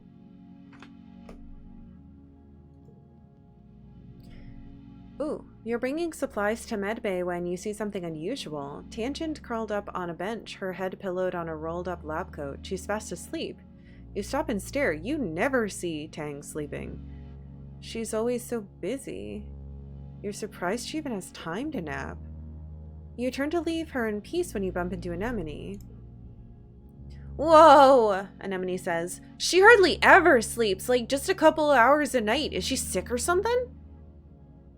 You look back at Tangent snoozing peacefully. Oh, her augment is that she doesn't have to sleep very much.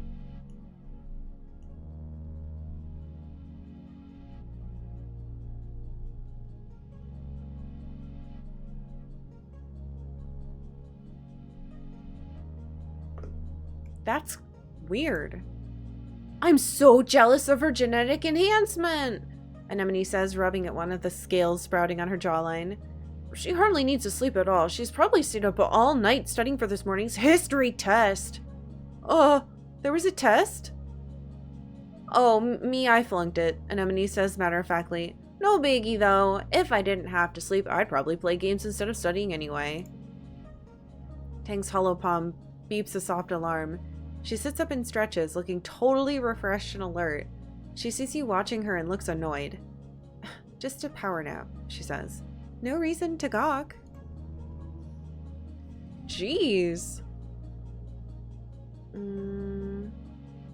Random card locked in one spot. Yuck. Okay.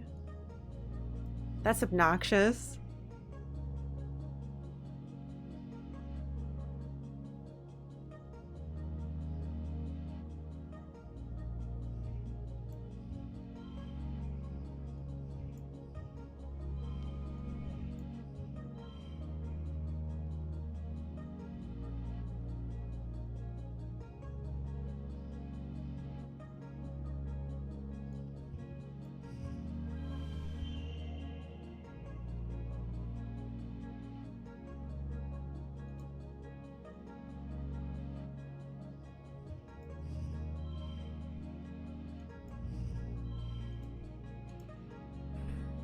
Alright, that looks good to me.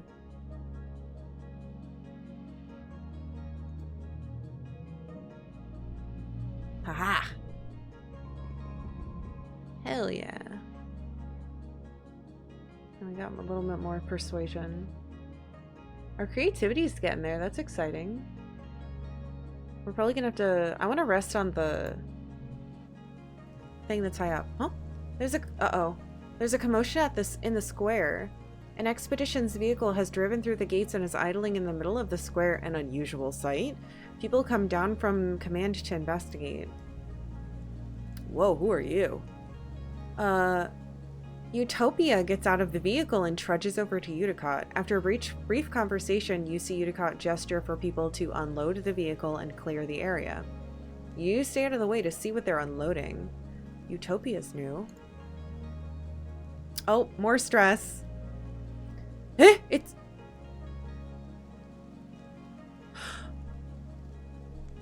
Oh my god! It's a body! Chief Surveyor Tonan's body! Tammy's dad? I think.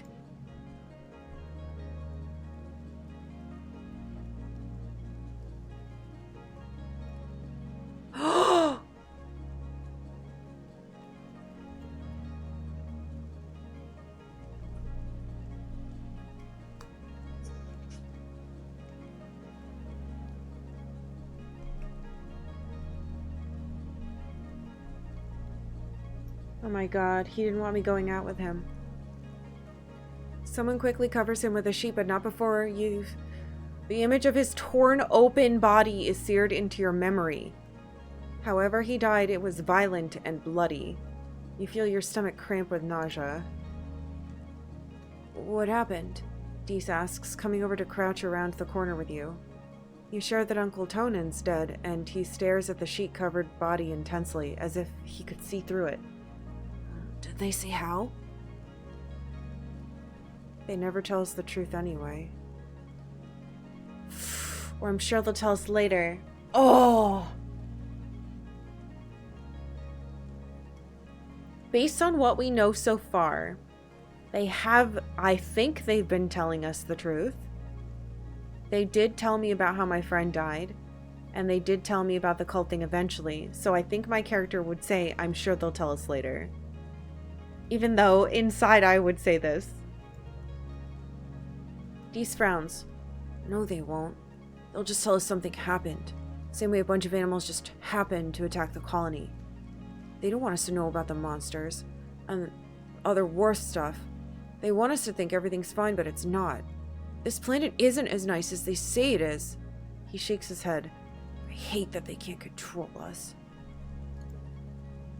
You and Dees watch the adults carry Uncle Tonan's body away. From the way he's practically vibrating, you can tell Dees wants to ask more questions about what happened. After a few awkward minutes, he sneaks away without saying anything, probably to try to take a look at the body. At least Tammy isn't around to see this, you think. At least they're together now, wherever people go when they die. Ah! You watch Utopia bend over and get a hug from Uticott, wiping her eyes as she finally cries. Uticott has never been the most comforting presence in your life, but it seems to help. Utopia will probably be the next chief surveyor. At 24, she'll be the youngest council member. She was only a toddler when the stratospheric left Earth. Apparently, her sharp eye and hoverbike flying skills are the best in expeditions. Well, I learned about a new person. At least I was supposed to.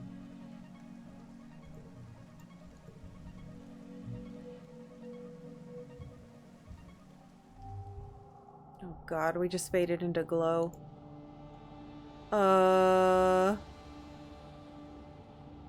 Jesus Christ. Tonin dying is not great.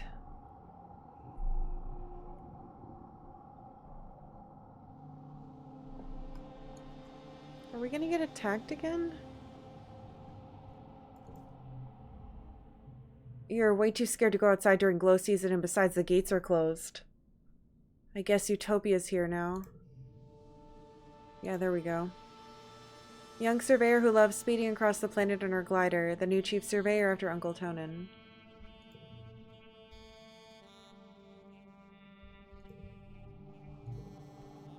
You need a break soon. I know. Whoa. You find Dees illuminated by only the glow of his holoscreen. It's easier to read when it's dark, he explains. There's less glare. This is the best season. I found another crystal. I wonder if he'd like that.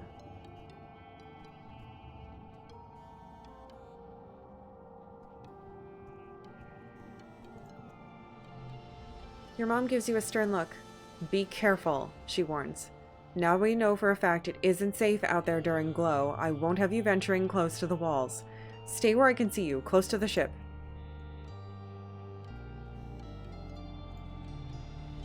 And how many roll? Oh. Hey, we could train together. Getting your butt kicked? What? Let's try it. You used to be able to go mano-a-mano with Anemone, but she's been training hard and you get your butt kicked all over the sports ball pitch. She leans over while you're lying on the floor, completely gassed. You okay? She laughs. I didn't go too hard, right? Well, we got a card from that. Free card, baby.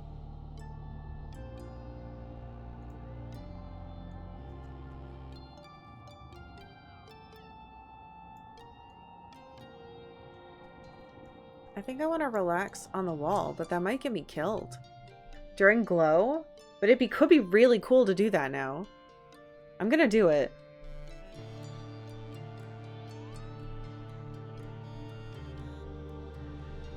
I've never done it before. Hey, Grammar. Yeah, everybody with pink hair keeps dying.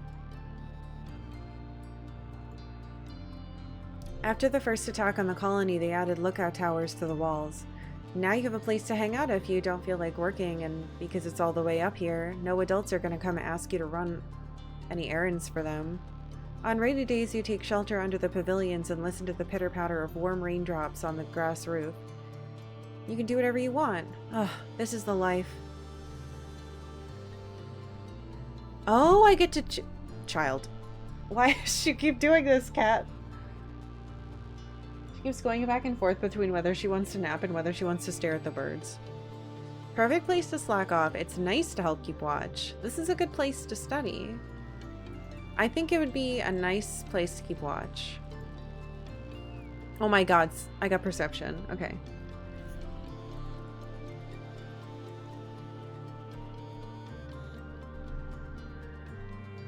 I swear to God, if you come back over here, Cat. Sometimes you offer to fill in on lookout duty so someone can go grab a meal. Maybe someday you'll be allowed to work full shifts as lookout yourself, but you find out it's not as relaxing as you'd think. Oh, hey Solana. Dees pops his head up a nearby ladder and looks surprised to see someone else here. Oh, do you mind if I sit too?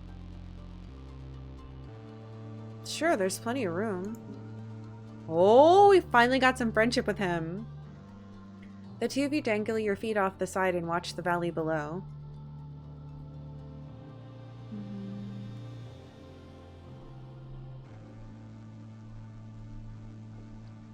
Dee shuffles a little uncomfortably and doesn't say much. You wonder if this was his private spot to be alone before you discovered it. Relaxing. Yay! What do I want to forget? Oh god, I don't know if I want to forget that. I guess we already have one of them, though.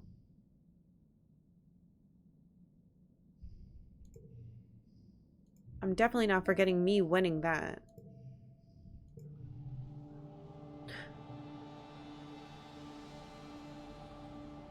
It's been a quiet glow, but the grim, surreal darkness of the season reminds you of last year's violence.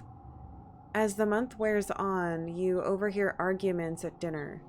Adults worrying that an attack is still coming, and others who think the first one was a fluke. Surveyors mention seeing new tracks in the forest, but are shushed so people don't panic. The gates are closed. You drill emergency procedures, filing soundlessly from the classroom to the crèche to hide under tables, waiting for the sirens to call the all clear. You drill and prepare and worry, but nothing happens. Oh my god. Then, just as glow is starting to wane, the toxic purple spill of the wormhole fading as the suns almost rise past the horizon again, the sirens start. You're reading a hollow novel in bed when you hear them, followed by the stomp of boots down the hallway outside your quarters. An alert flashes on your hollow palm. Thank God I rested. Shelter in crèche. This is not a drill. You get another message from your dad. Me and Mom are going to stay in the greenhouses. We're safe. Just follow Auntie Anne to the crèche and wait for us, okay? Don't worry. We're way more prepared than we were last year. Love you. Stay safe. You could... Oh my god. I'm not brave enough? Where the hell... God damn it. You go to the crèche where you belong, or... You could follow the security guards and see what's happening at the gates. I can't! I knew I should have increased my bravery. Okay. Well, we don't have a choice. Going to the crèche. Stupid loyalty. You head for the children's crèche. Even with just the emergency lights on, your feet could never forget the way. Unchangeable. When you get there, you spot Tangent and Deese huddled together on the beanbag chairs. Deese is stone-faced as usual, and he's holding Tangent in his arms. You can't remember the last time you saw them this close. Tang must be really scared. You take a seat on a beanbag chair and wait. Other children filter into the room after you. Anemone, her little brother, Nougat. You don't see him, so Cal must be sheltering with your parents in the greenhouses. You hope they're okay. He better be okay. Talk to Deese and Tang?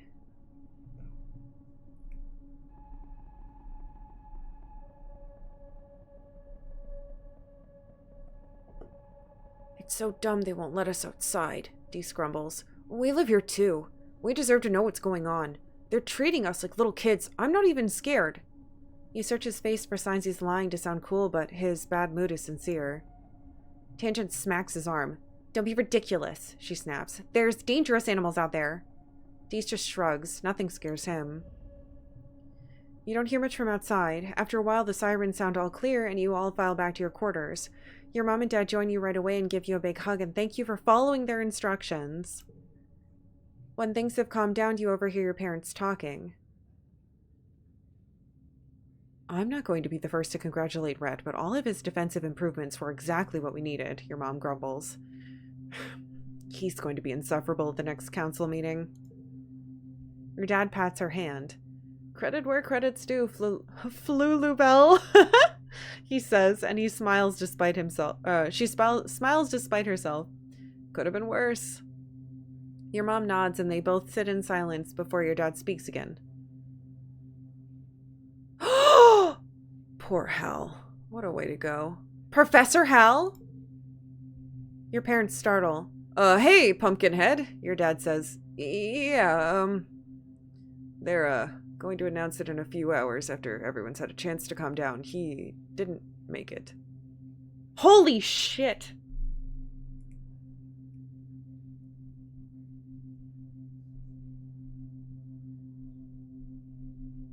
That's a lot of deaths, guys.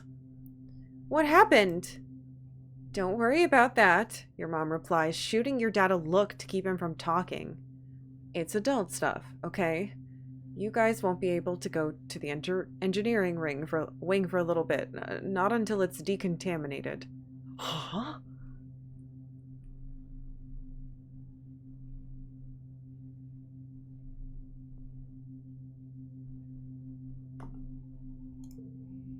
You curl up quietly to think. Professor Hal can't just die. He can't be gone. He's your teacher. And the engineering wing is where you take classes. You can't imagine something bad happening in such a safe place. You fall asleep thinking for sure there's been some mistake.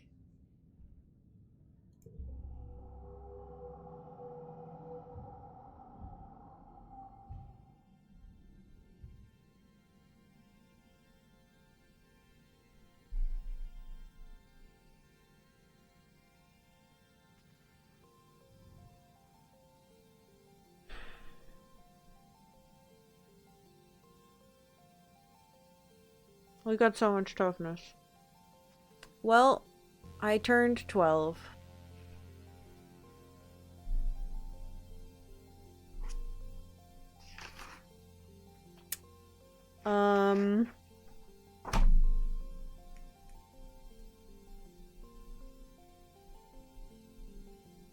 Two people have died this year.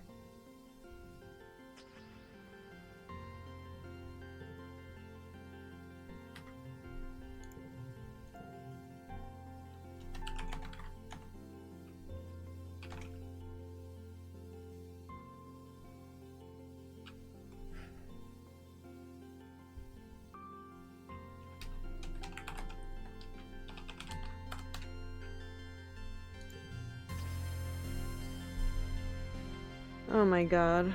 Okay.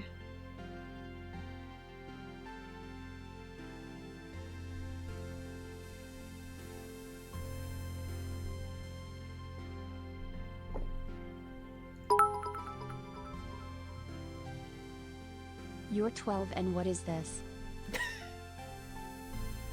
Holy shit. Thank you for the 1,200 bits. I really appreciate it, Tom. Thank you. A sports ball goes sailing over your head. 4! Anemone giggles as she jogs up to you. That's what they used to say on Earth when a ball would go into a crowd. I like it.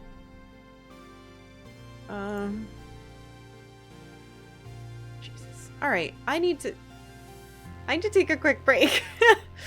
Good news. We're 12 years old and we survived that long. Bad news. Not only did Tammy's dad fucking get vivisected by a monster outside, but something happened. Something got in or something went wrong and Hal died. So I don't even know if I can go to school. Well, Twitch says I have to take a break, so I'm taking a break. I'll be right back.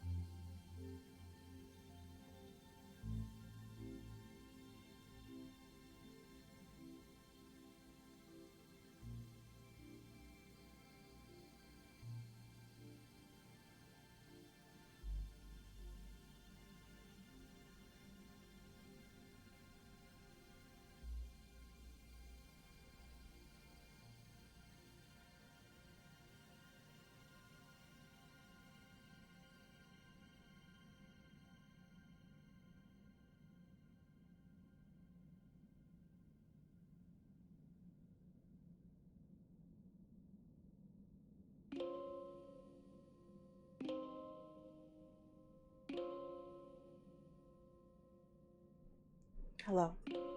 Thank you for waiting.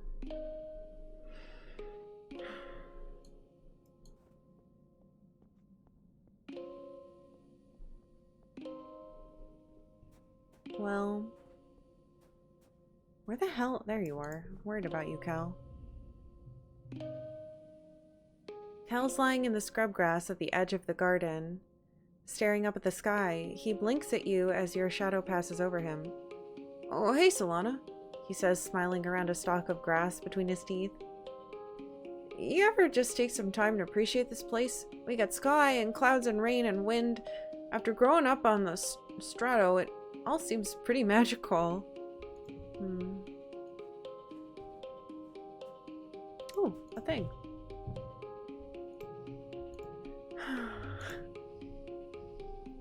It does, but it's also very sad. I think we need some more bravery. Mars is primping in a hollow screen she's set up to act as a mirror. You never know when someone important is going to talk to you, she says, twisting and retwisting her hair around her finger. And no, I don't mean important like the council. Yuck. She smiles primly at you. I mean, whoever is going to end up being my first kiss. I don't want them to remember that time they saw me when we were kids and I wasn't absolutely my best.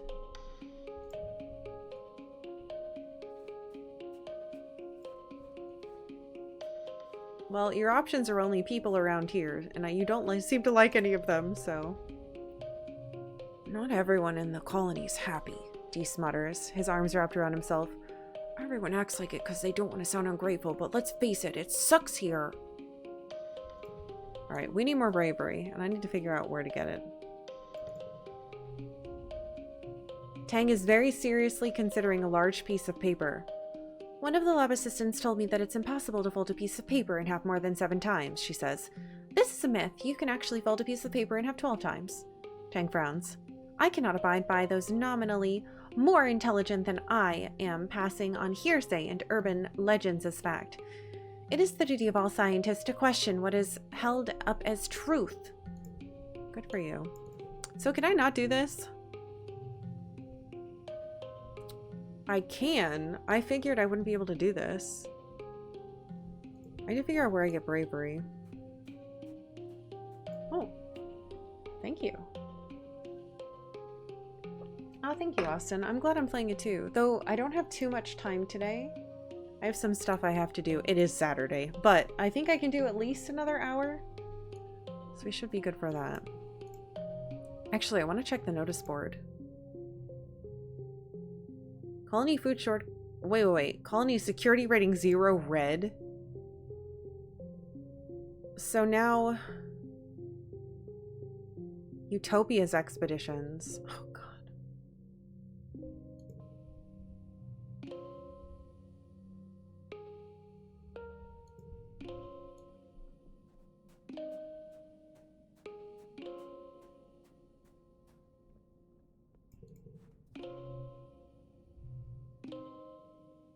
I get bravery from playing sports ball.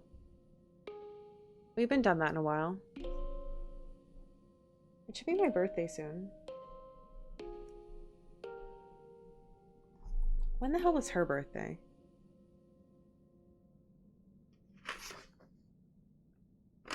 First month of wet. Hold on.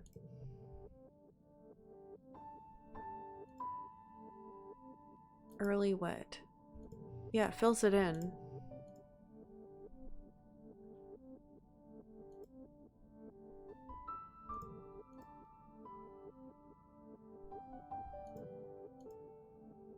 Reduce sleep as her augment. He doesn't like cake, which drives me insane. I mean, I don't really like cake either, but...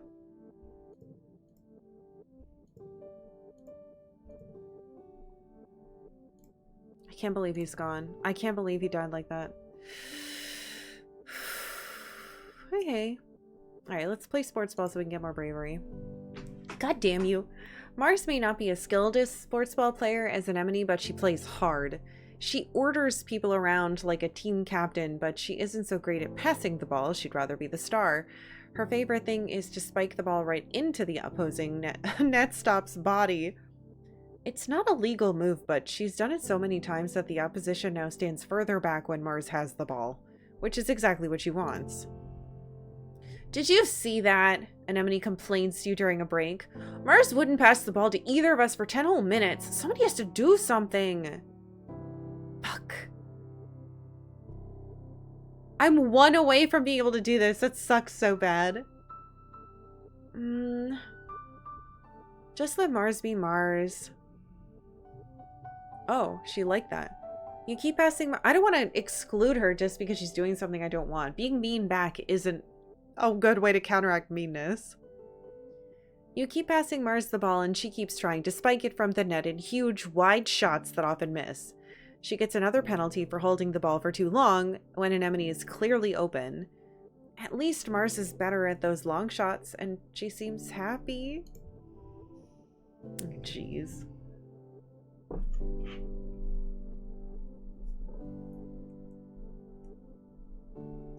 Alright, sports ball with Mars and Anemone. 5 kudos if I equal 14. That's gonna be tricky.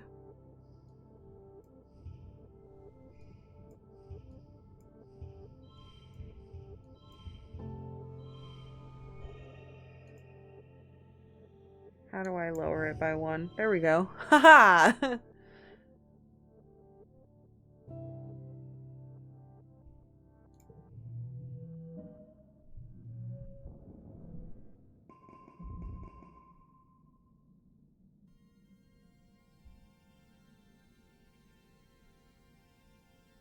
We still only have 8 bravery. Oh god, you've been having weird dreams as usual. They seem to get worse around glow. You wake from a dream that has tears drying on your face, though you can't remember why, just that you were terrified. Whatever it was, it felt real enough that for a moment you just lie in bed with your eyes closed and try to calm your breathing. You blearily rub your eyes and... Oh. Surprise! It's your birthday. Ugh.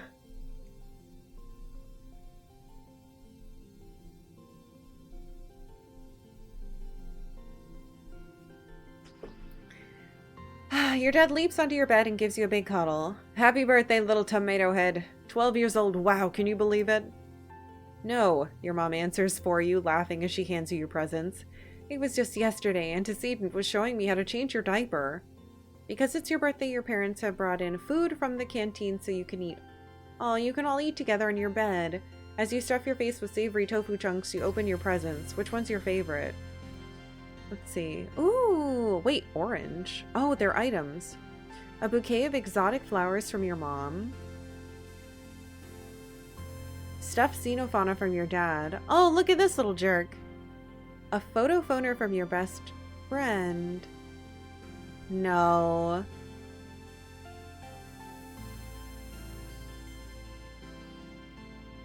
Normally I'd say the creature, but I really think this flower is cool. Thanks, Mom.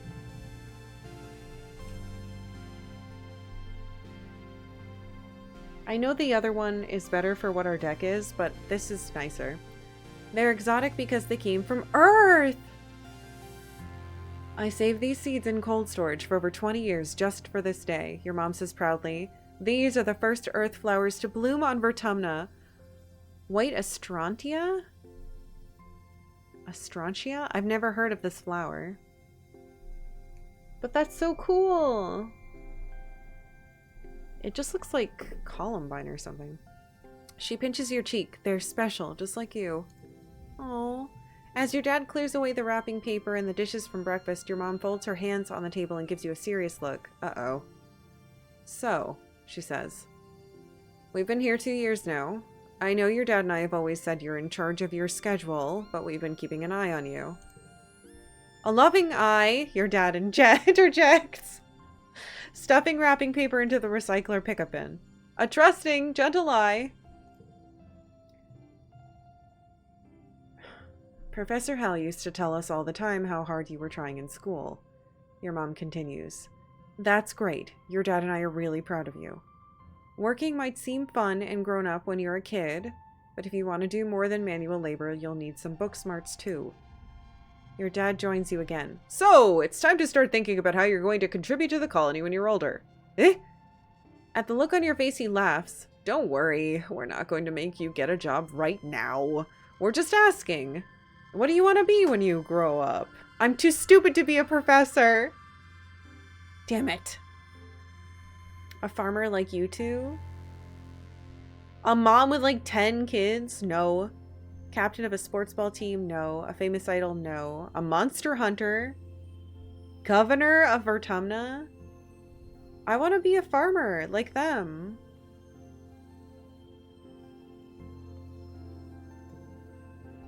Your mom looks touched but says, oh, we're actually called agriculturalists, Solana. Damn it.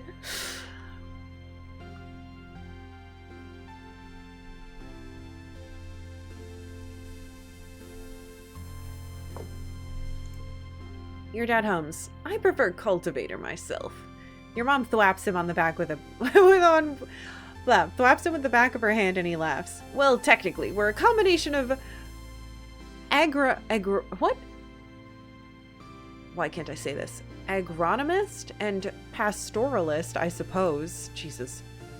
Well, your mom starts to get up. I'm sure your friends all want to wish you a happy birthday. She stops and snaps her fingers. Oh, you might not have considered a career as a depot clerk, but Al and Bernie mentioned their daughter Mars is working there and she needs some help. Now that people can freely order luxuries, it's pretty busy there. Sure beats shoveling dirt, your dad laughs. If you don't take that job, you tell Mars I'll be right there. Your mom rolls her eyes and smiles. I don't want to work with Mars. I want to shovel dirt. I hate that they're like, we don't want you to follow in our footsteps because it's just shoveling dirt. Like, guys, you're doing cool stuff with animals and plants.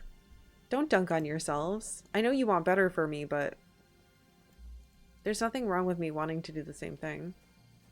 At least I don't think so.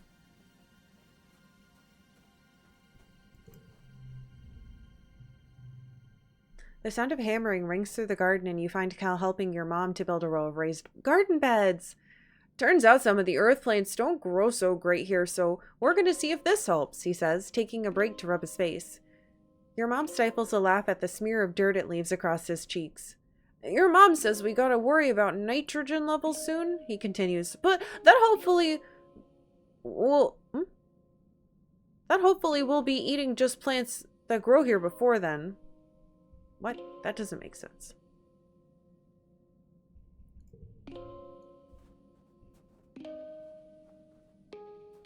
I think it's supposed to be then, hopefully. Not that. Stop flipping your hair. Oh, hey, Solana, Mars says, breezing past you. I'm sorry, I can't talk now. I'm on my way to work in command. She stops when you don't sound amazed enough. You know, the supply depot? She clarifies. It's the most important job in the whole colony. Anything that gets made here goes through me first. Mars's smug smile gets somehow even more smug. Plus, I get the first pick of all the best stuff.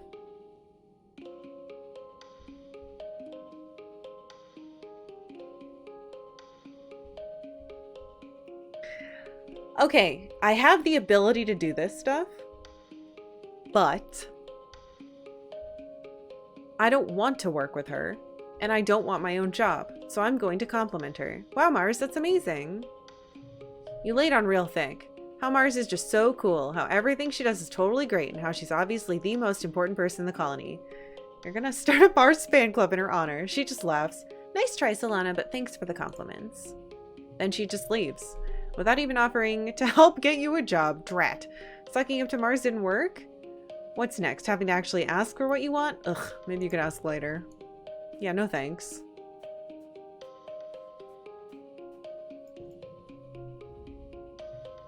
This planet is like a body, Tang muses. And we are a foreign invader, much like a virus. Also like a virus, we seek to appropriate the systems of this planet for our own gain, co-opting its growing cycles, using its resources to build, etc. She crosses her arms and looks thoughtfully toward the wilderness. Is it any wonder we've prompted an immune response? Oh, she knows something is super wrong. Oh my god, she fucking... I'm not playing tag with you.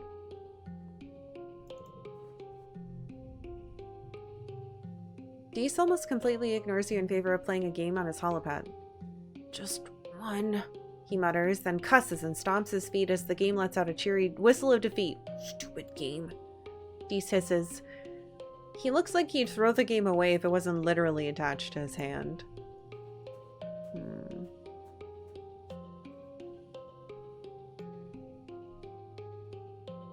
I need more bravery. And persuasion. Let's get persuasion today.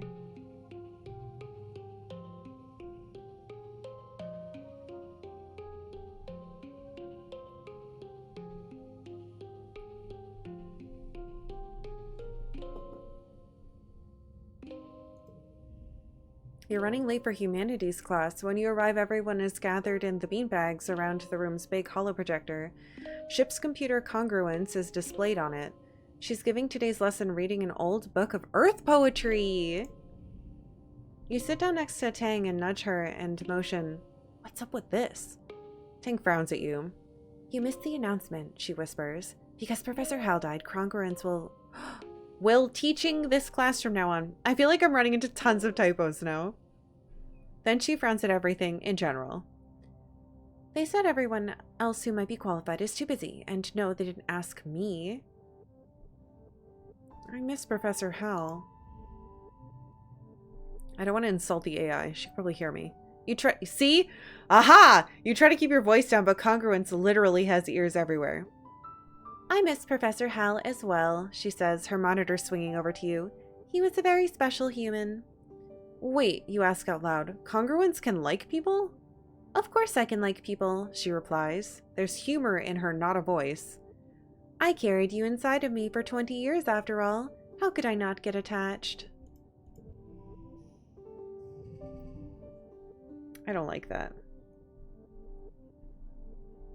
Congruence is teaching now. Hal is gone.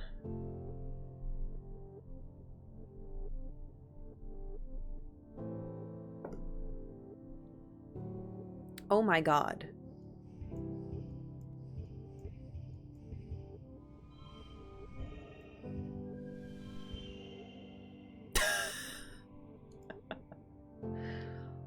$1,000,000 points.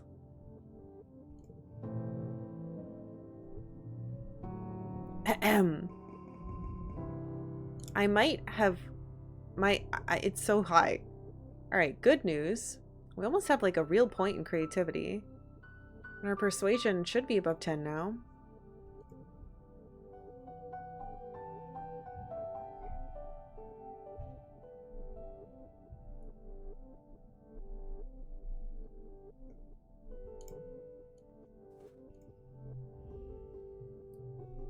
Tang is craning her head, looking around to see around what she can see of the colony from the laboratory doors.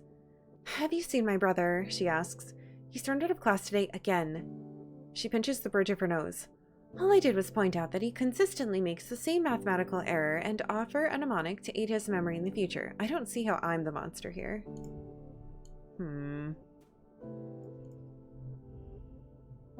Anemone looks up from her holopalm and sighs dramatically as you approach. Man, I hate school learning, she exclaims, prodding at her screen. Why do I even have to do this? Hey kiddo, what happened? You spot Dees hanging out in an open flatbed of one of the expedition vehicles, kicking his legs over the side.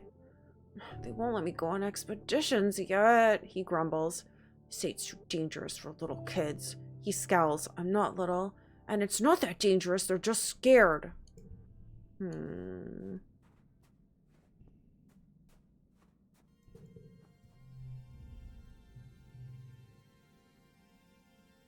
We already saw this. Your dad is poring over some reports on his holopalm. Oh, hey, little seedling, he says distracted. Did you know that Watato plants are related to sniff blossoms? I never would have thought. He puts his work down, smells. What do you need? I don't have enough animals to hang out with you. Don't have that.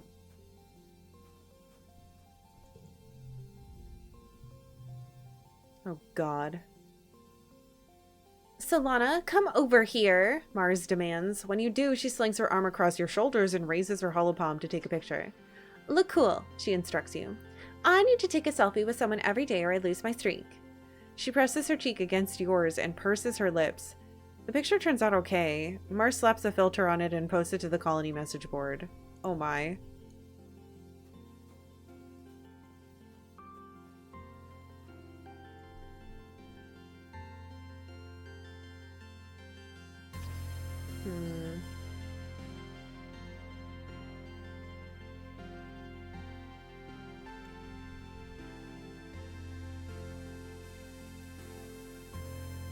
I need more bravery.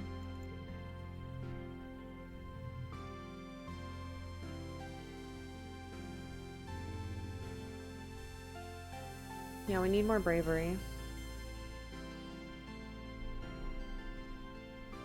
Though this is shooting our toughness up into space, but it's the bravery I need. I want to be able to help people if they need my help.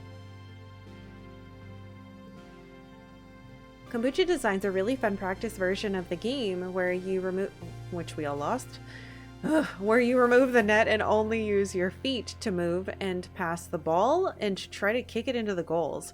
He calls it football because, well, obviously.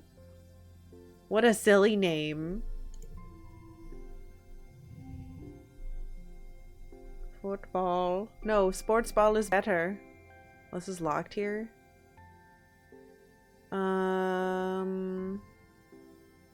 That's such a shame. I wonder if it would be more if I did it like this, or if I did it like the. Yeah, that's more. Can I make it better?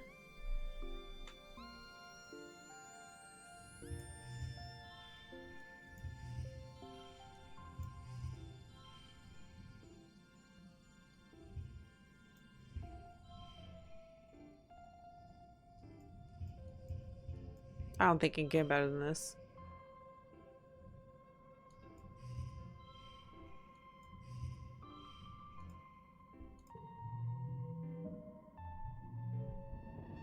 Okay, we got an extra bravery. We got a kudo. That's good.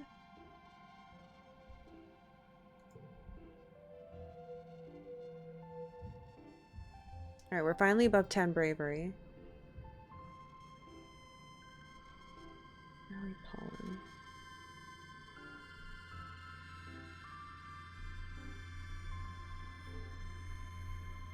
Nothing horrible has happened, and that's making me nervous.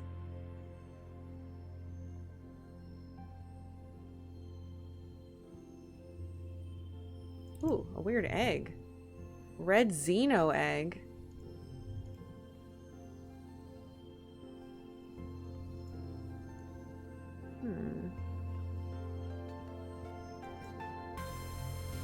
Not everyone in the colony is happy.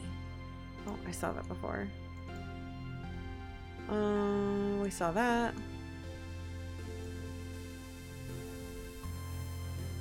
We saw that. Hey, Pondering Sloth.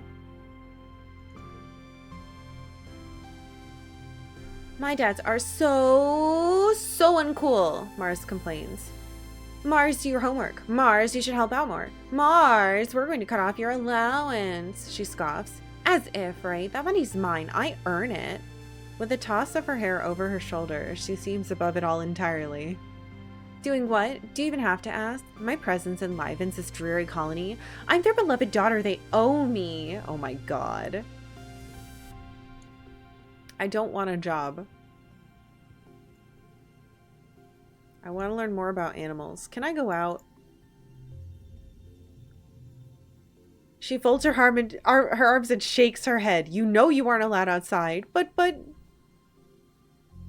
If I sneak out, I get bravery and perception and friendship with these. But I want animals. Gosh darn it. No, I have not finished Dragon Quarter. This is a bonus stream. I will continue Dragon Quarter on Monday.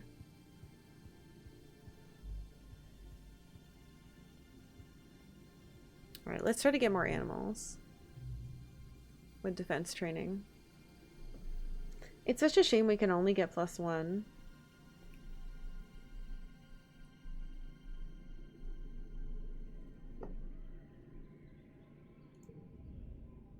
Oh, hey. Anemone's big brother, Com, teaches karate techniques to the class. Kicks, punches, flips, all the cool stuff. He's much more calm than Security Chief Rhett and takes the time to connect with you instead of just relying on intimidation. You kind of wish he was the chief of security instead. Maybe one day Rhett can't be the boss forever, right? No, no, no! No, no, no! We can't say that or wish that on anyone. Because adults keep dying, and I don't want that. Com organizes your first karate tournament. Well, he doesn't call it a tournament. It's more like an exhibition to show off how far everyone's come in their training. There's informal sparring matches and feats of strength, like high kick challenges and breaking boards. Despite Com's best intentions, Anemone is absolutely taking this as a competition. She takes her place next to you at the board breaking station and gives you a challenging look, tossing her unruly hair over her shoulder. Is it on? Oh, it's on. You break boards until your hands are red and sore. But it's no competition, Anemone. Chews through the boards like they're made of soy bars. Anemone is encouraging. You're getting good. You just have to focus your power through your body more. Like, it's not just your hand doing the work, she says, slapping you on the back. How are her hands not even sore? It was close, though. It wasn't really, but it's nice she said so. Oh, God. It figures that I don't draw my physical cards.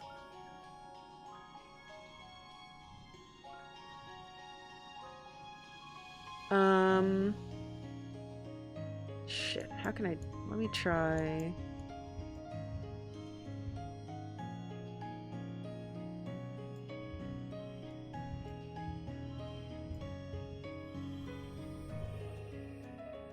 I mean, I hit the goal, but I feel like I could do better than this.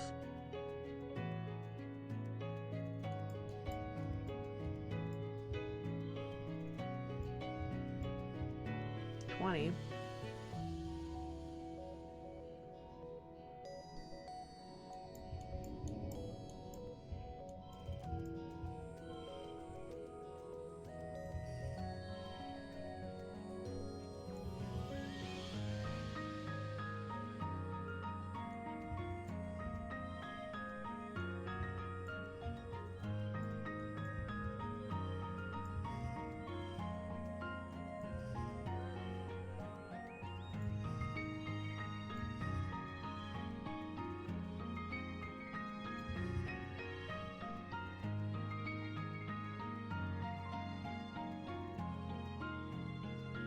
There's gotta be a way to get above 20.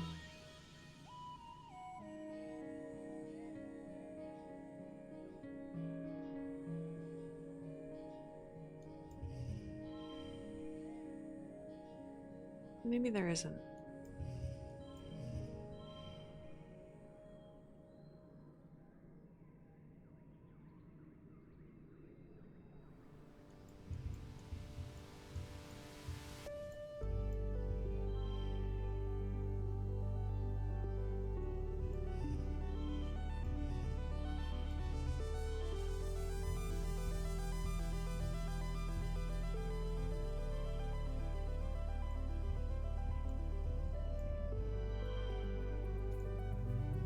Stick with 20.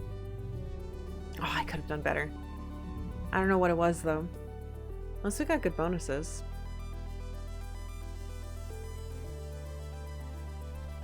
Man, animals goes up so slow. Oh, your dad comes back from work one day looking seriously under the weather. Oh no. He's pale with deep circles under his eyes and he keeps sneezing.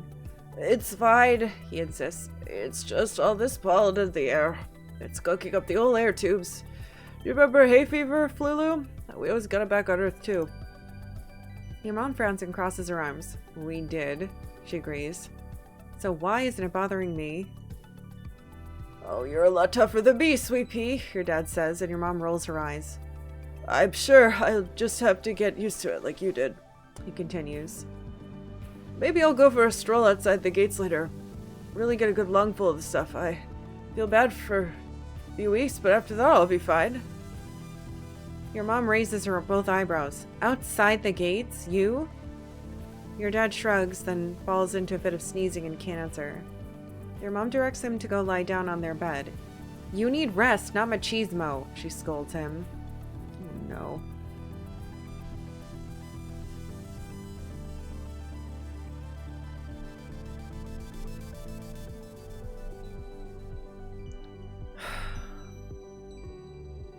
I don't have... Your dad sneezes a macho bone. A macho bone in my body, Fufu, and I have to fertilize the cord of the pixie beans this week. Uh-huh, your mom grunts. Your dad pulls a handkerchief from his pocket and sneezes into it a few times. Big yelling honk sneezes that echo through your whole quarters. He pulls it away from his face and you can tell that something's wrong. Huh? Your dad says weakly, holding the handkerchief away from his face. It's bright fuchsia pink and glittering in the light. That's weird.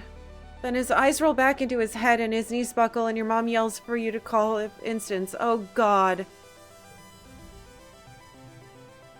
Chief Engineer Instance takes your dad's vitals and gives him a cursory look over, but she seems satisfied with what she sees without having to do a thorough examination. What the fuck? The explorers have started calling this the Shimmer, she says, shining a light down your dad's throat. He's looking a little better, but not much. It's an airborne environmental toxin, likely in the pollen fog. Huh? Oh my God.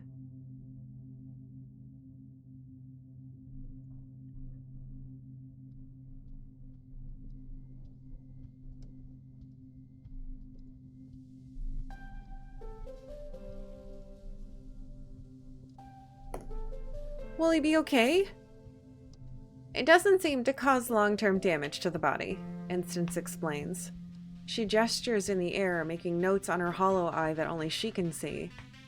I've been tracking its effects for 3 seasons now. The toxin is flushed out of the body after 3 to 5 days, and it's not contagious. She looks down at your father. What that means for you, Geranium, since you're particularly susceptible to the toxin? You should be taking better pains to avoid exposure. If you must go outside during pollen, use a respirator. Your dad smiles weakly. You got it, boss, he says. Your mom smiles and puts a hand over his. As your literal boss, I'm ordering you not to go into work for the rest of the week, she says. You're on strict bed rest. She leans in to touch her forehead to his. They stay like that, smiling with relief. Oh. Even after 1 day of bed rest, your dad's looking a lot better. He's clearly anxious to get back out into the fields. You're gonna love the new crop, Solana. It's called a pixie bean. They glow in the dark. He's already pulling on his boots. The fields look so beautiful at night. I'm happy that we finally found something that would actually grow here that isn't soy, and more soy. I'm happy too, but you shouldn't be going outside. Oh my God.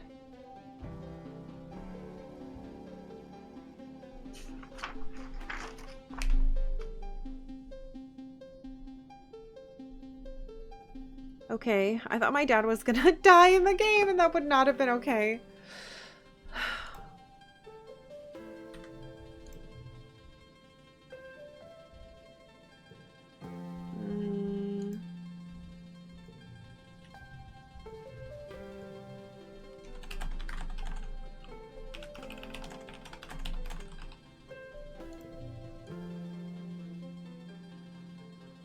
Okay, Tangent has something to say to us. So does Mars.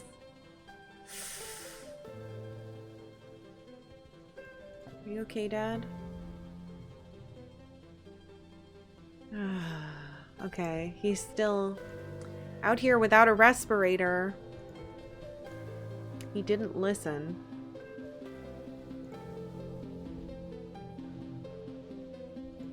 Right, that's the same. That's the same. He's mad he can't go on expeditions. What? You approach Anemone just as she's about to bite into a sandwich the size of her head. Mom says I'm bound to hit at my growth spurt, she says, chewing with her mouth open. She says I got a hollow leg. Okay. Alright, what do you want? Your holopomp pulses with a message from Tang.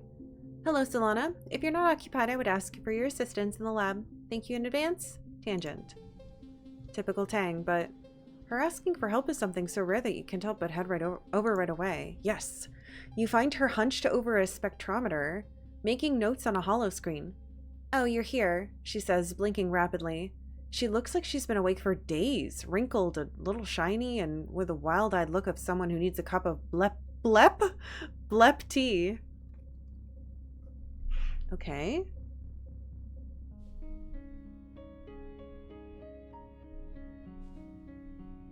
I came as soon as I could.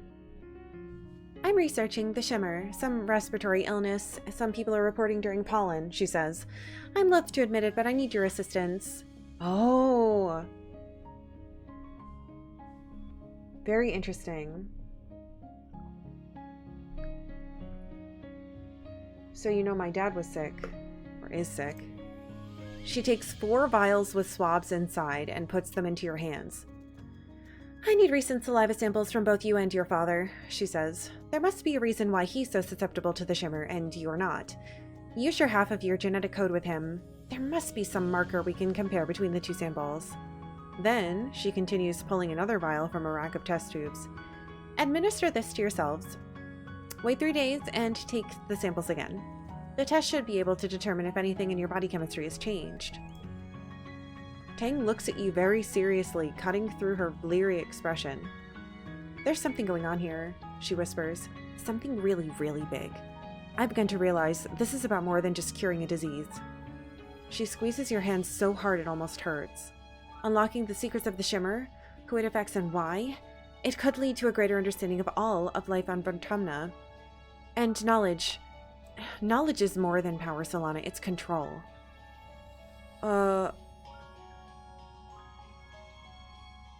I don't want to say you seem unhinged. That's an awful thing to say to someone. Okay. Eh? +1 shimmer cure, +1 help tangent. Huh? +2 friendship. Shimmer cure points? What the hell?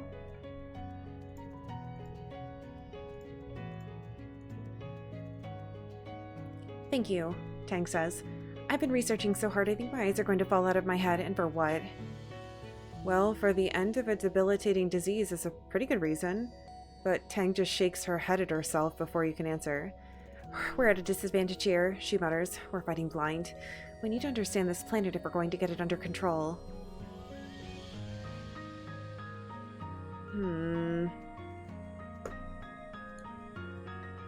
Daddy?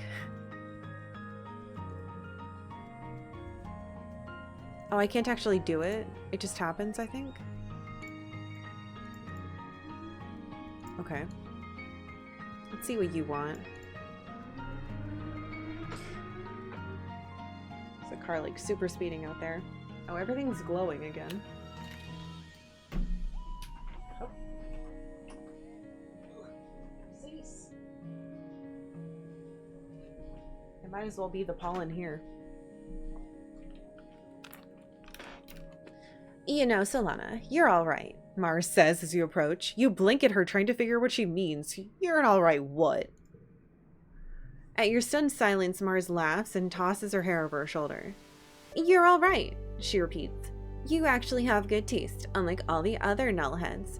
Ever since we landed, it's been, help with this, Mars, and don't waste resources on that, Mars. It's boring. At least you understand the importance of sophistication. You shoot the breeze with Mars a bit longer. At some point, Dee skulks out of the living quarters and has to pass by you both, clearly trying not to draw your attention. Ugh, where's he going now? Mars mutters to you, then raises her voice so Dee can hear. Oh god. Try not to get eaten by aliens, she calls out to Dee. If you die out there, they can't use your body for fertilizer. Don't be a waste.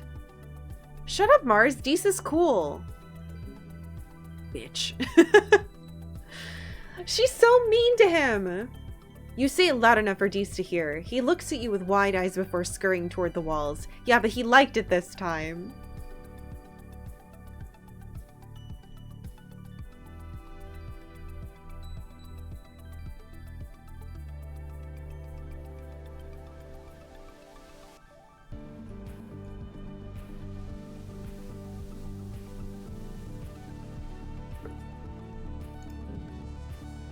Wait, what? She liked that?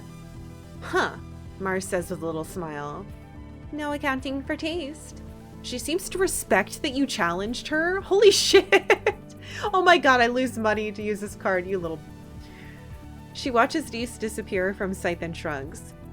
Maybe you can get through to him. I've tried, but he doesn't care about contributing to the colony or being popular or earning kudos or anything important. Okay, bye. I'm not gonna insult you. You know what? I just got points for standing up against someone being a jerk. That felt pretty good.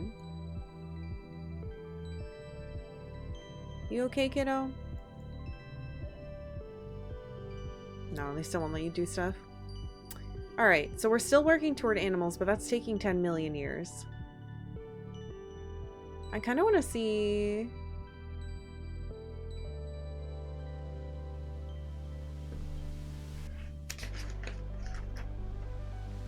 I've been doing defense training, sports ball, blah blah blah.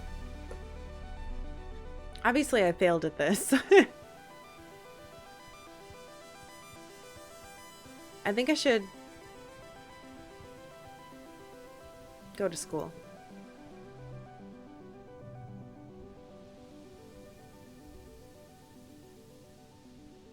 Biology.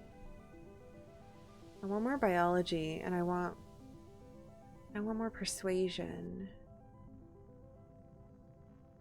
I want everything. It's hard. Let's do this one. Let's do humanities again. I want to learn more about what's going on.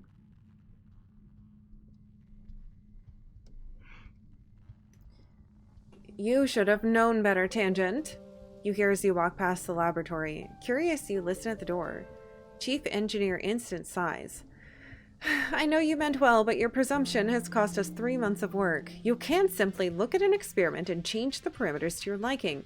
Getting results is not the same as doing good science. Your findings, however scientifically interesting, are useless to us without sound whoa, that's so hard. Methodological underpinnings.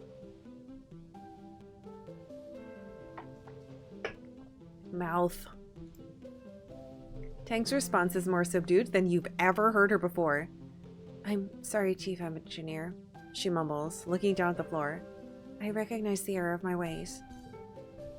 I should hope so, Instance replies, pinching the bridge of her nose with her fingers. I'll expect you in the lab first thing tomorrow morning, and I will personally supervise your work in resetting the experiment. You flatten against the wall as Instance breezes past you, barely giving you a second look as she strides down the hallway. You poke your head inside the laboratory where Tang scowls and wipes her eyes. What do you want?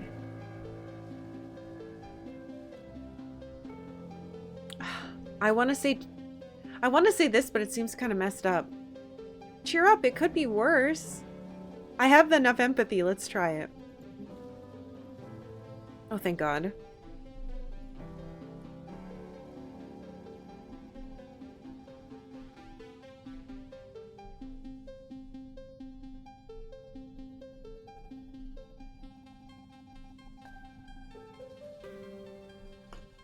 It's true. I could have lost 4 months of work, Tang says wryly. That's the spirit. Losing the data was my fault, Tang continues. I wanted to prove that I'm not the little kid from biology class, that I'm ready to work hard and really make great discoveries. Dr. Instance has always been there for me. When I was a kid and now with my mother gone, she's the only adult in this colony who sees what I could become, she says. She believes that I can be better than what I am. It's always been that way. I just really want to impress her. You will. Tang hums in agreement. I certainly hope so. Oh man, I hope so too. Poor girl. Man, stop putting locked things.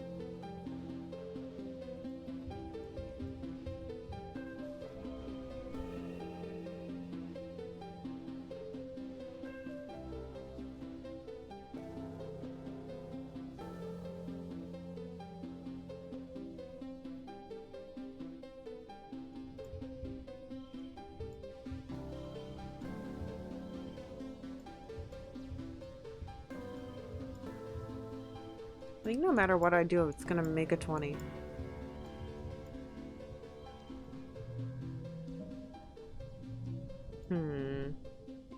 Oh well. Shop clothes perk. What?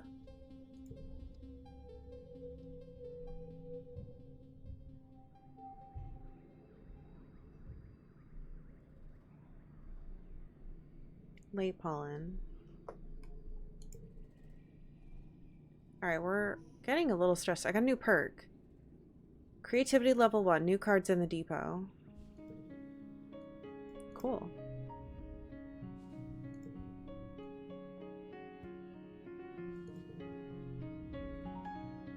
What? An enemy sneezes 8 times in rapid succession as you approach. Ugh! They exclaim. I hate this spongy pollen. How am I supposed to train like this?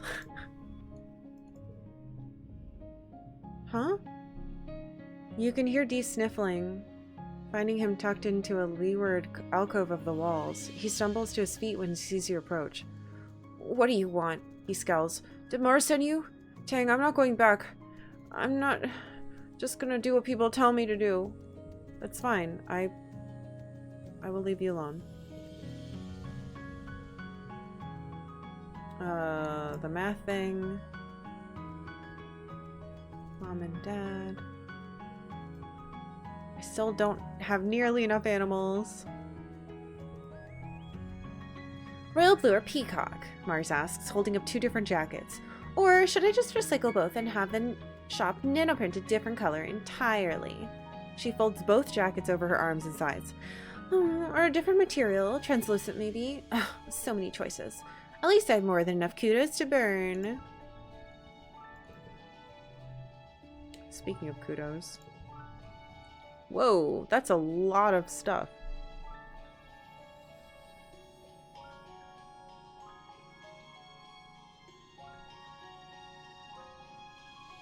I wonder if I buy this if I just get that flat thing. I've never seen this kind of card.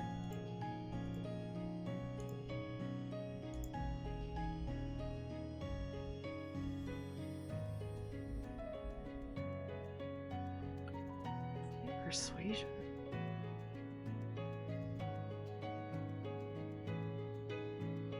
Plus 30 to bravery? That would be insane. I can't afford it. But I could get this book and we could test it out.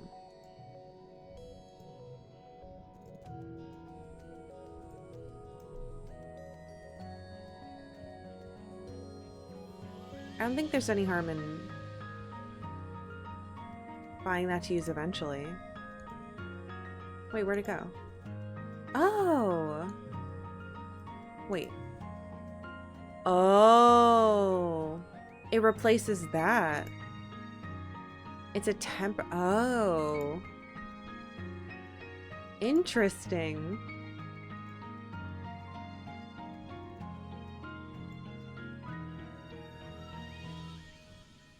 I see. So we can unlock more of these. Alright, let's keep training in animals, because eventually we can hang out with our dad if we do that. Or we'll get that dad option. We can do like one more before I need to rest. Alright, defense training.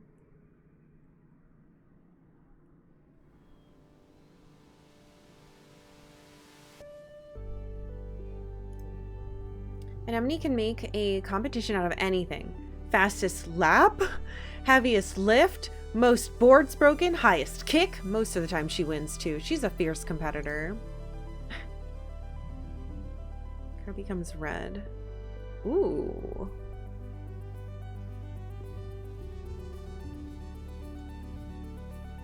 Good lord. That's not going to stay though. 23 seems quite high.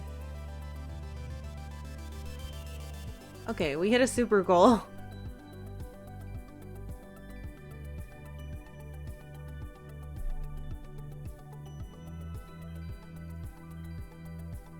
I don't think it gets better than this.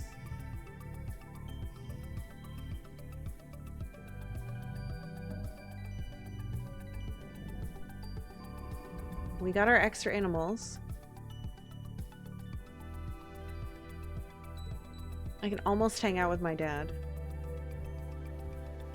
Alright, but we need to rest. Alright, early dust.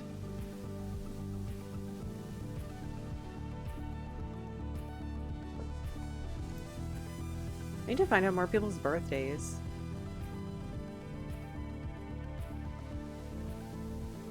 Ooh. You carefully pick a yellow flower. Cool.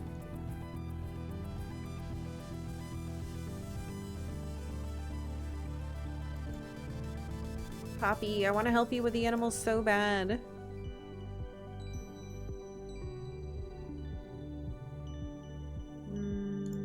Seen that before. Seen that before. I'm still too little. I'm just a very tough little kid.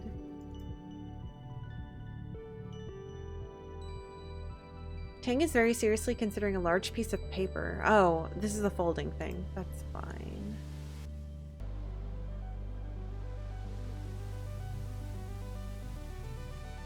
We've seen that too. Okay.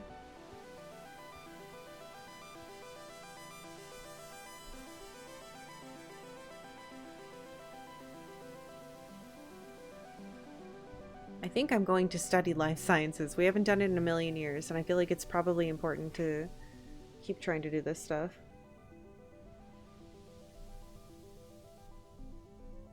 We don't want to be super dumb in something, I don't think. It's been a while since you've been to life sciences class. You wonder who they got to teach it after Professor Hal died. He was the teacher back on the ship. Who could possibly replace him? You take your seat in the classroom. There's no teacher here yet. You and the other students wait, exchanging awkward glances as time passes. Eventually, Chief Engineer Instance breezes through the door. She's accompanied by Tang, who takes a seat beside you, barely giving you a second look. Oh god, look who showed up! Instance snaps with a sinking feeling you know she's talking about you.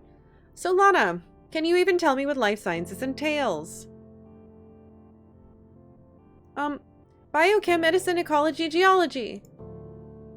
You easily rattle off the subject names. Instance doesn't look pleased, but she doesn't look disappointed either. That's about as good as you're ever gonna get from her, honestly, so you should count it as a win. God. Tangent stops you on the way to class. Solana, were you heading to life sciences? Good. I could use your help with something, actually. I'm working with Chief Engineer Instance in the biolab. If you give me a hint with it, I'm sure she'll give you credit for class. Oh, of course I'll help.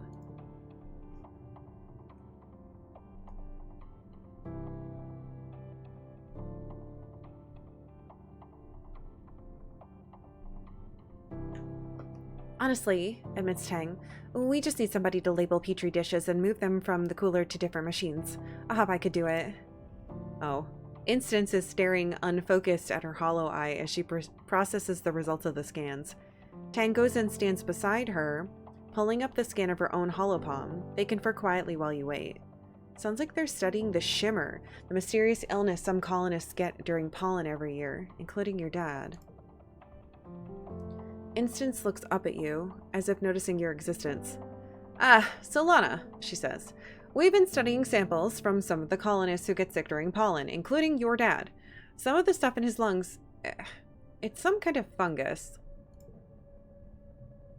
We think the shimmer's a form of reproduction. Tang explains. It's like a fungus trying to turn us into more fungus like it. It's really neat, actually. Oh no.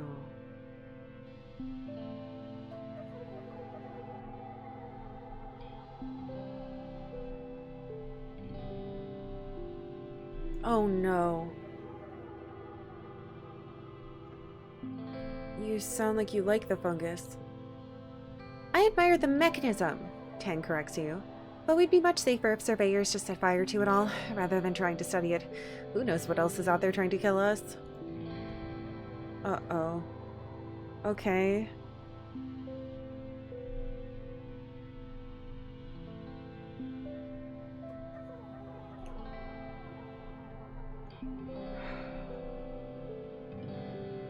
I think my dad's gonna fucking die or get, like, symbioted into something.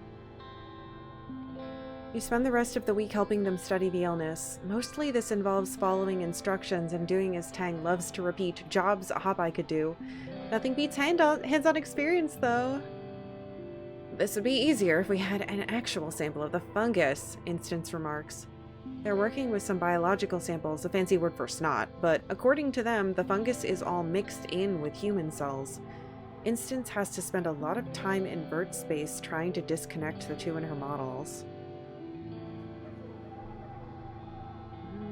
Where could I find a sample?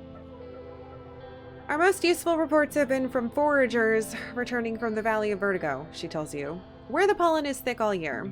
That might be a good place to start. Oh.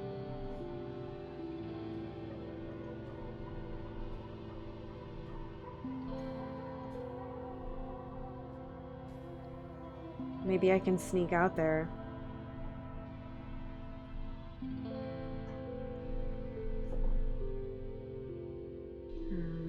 Might get me killed, though.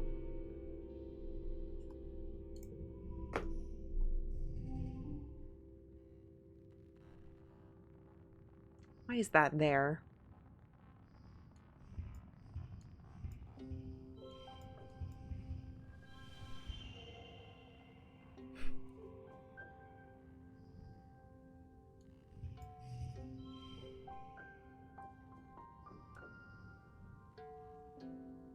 I think that's as good as that gets. Looks good to me.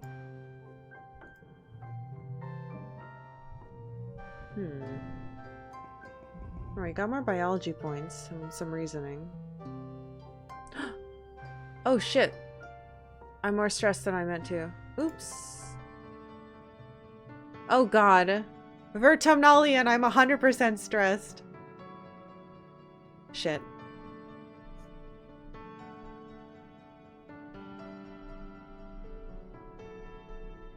Well, maybe it'll relax me.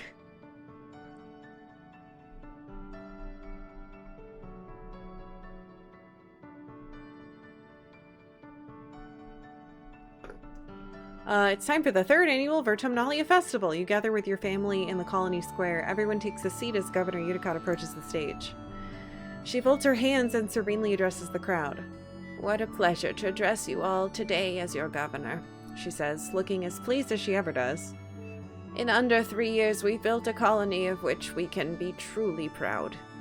While we've suffered hardships and losses, we remain standing, as always, looking toward the future we're building together. Let us use this midsummer festival as a time to reflect on our many blessings. Utica continues. Fresh water, good food, healthy children, and a strong community. Utica bows her head. But first... His name was Halitosis? Are you fucking kidding me? Let us remember... Professor Halitosis, whose bad breath guided our children and kept our engines running for so many years. May he rest in peace. Chief Engineer Instance will be filling in with help from our ship's AI, Congruence, until someone can take up the mantle that rested so easily on Hal's broad shoulders.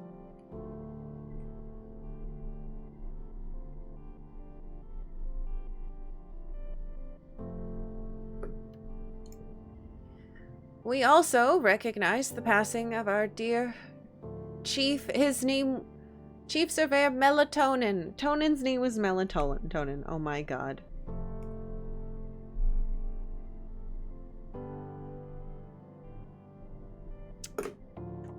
Known for his gentle nature and his curious spirit, Tonin joins his daughter... Aspartame? What? Tammy was...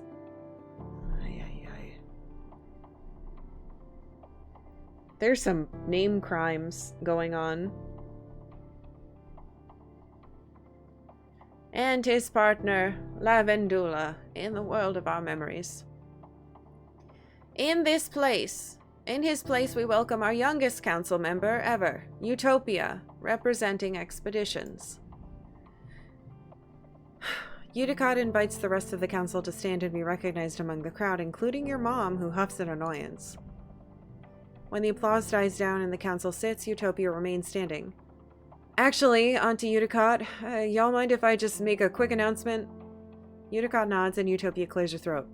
I just wanted to say thanks to you all who are trusting me with this job, she says, her clear voice ringing out over the crowd. A cheer rises from Expeditions and she motions for them to quiet down. Uncle Tonan's left some big shoes to fill and, well, I'm gonna give it my best shot. We're fixing to get to the bottom of what we're calling the shimmer. The sniffles folks have been getting during the pollen, Utopia continues. Until we do, please keep on wearing your masks when the pollen's thick and let the doc know if you're under the weather. She bends down to hug the governor, and as she leaves the stage. Thank you, Utopia, Uticott says warmly. And thank you to the rest of the council for their service.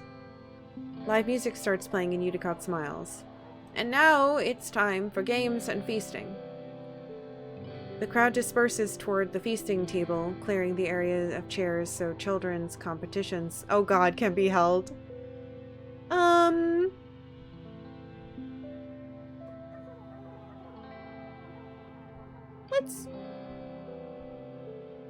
Let's try the talent show, and if I fail, it'll be fine.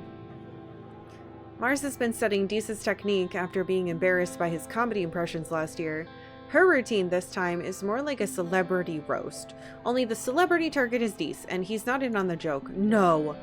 She levels some truly incinerating disses about his clothes and his mannerisms and his weird hobbies, just keeping it just this side of too mean. She's a lot more polished than Deese's stammering impressions, and the judges can't help but smile. Oh my god. When it's Deese's turn, he's so embarrassed that he stumbles through the whole routine, a series of knock-knock jokes that get less funny as time drags on, and ends up running off stage before finishing. No. I want to sing a song from Earth. I kind of wanted to lose, but I probably am gonna lose, and that's okay. Oh, right.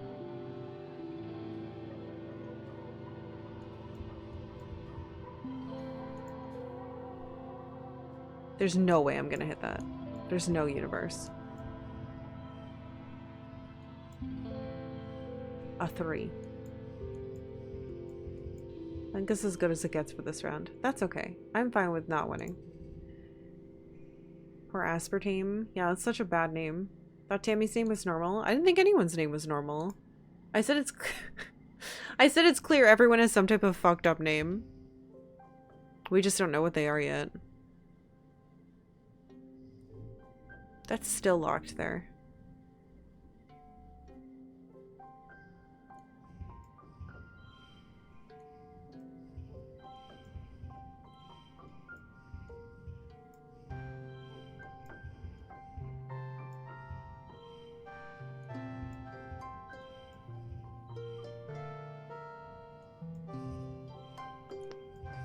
It's weird wanting to lose.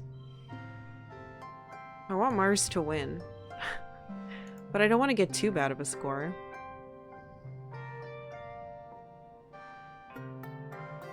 Oh hey Bren, welcome back.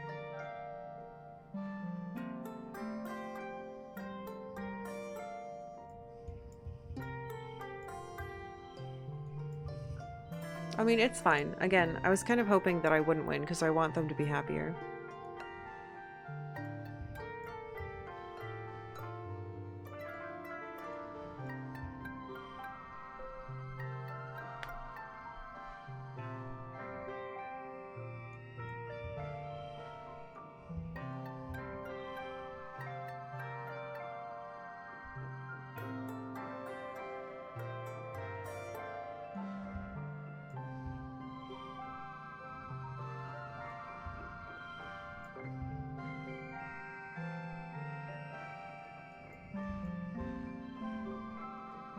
Stupid locked 0.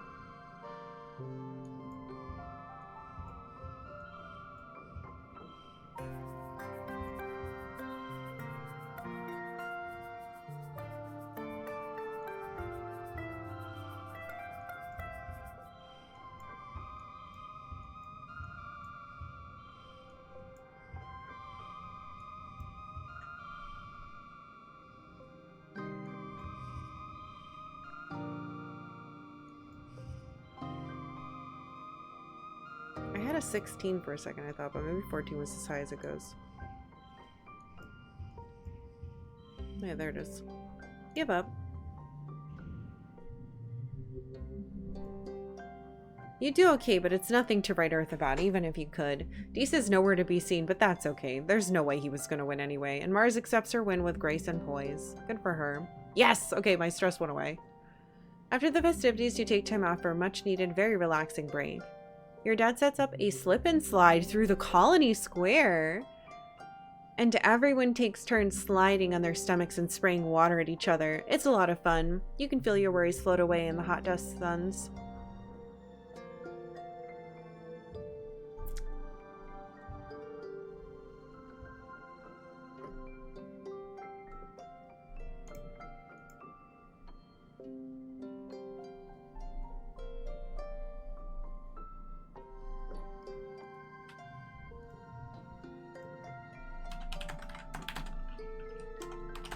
Alright, gang. Went a tiny bit longer than I meant to. Unfortunately, today can only be like a short Saturday stream. I have some stuff to do. I have to like clean my house and do laundry and stuff. But the game definitely picked up its pace. I'm excited to continue. Hopefully we can continue next weekend. But we'll see.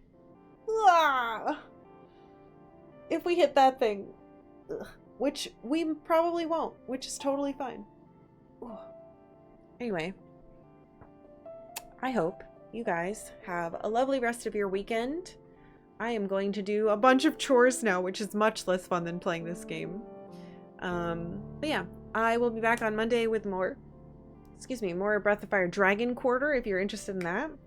And then maybe next Saturday or Sunday we'll continue playing this. See ya!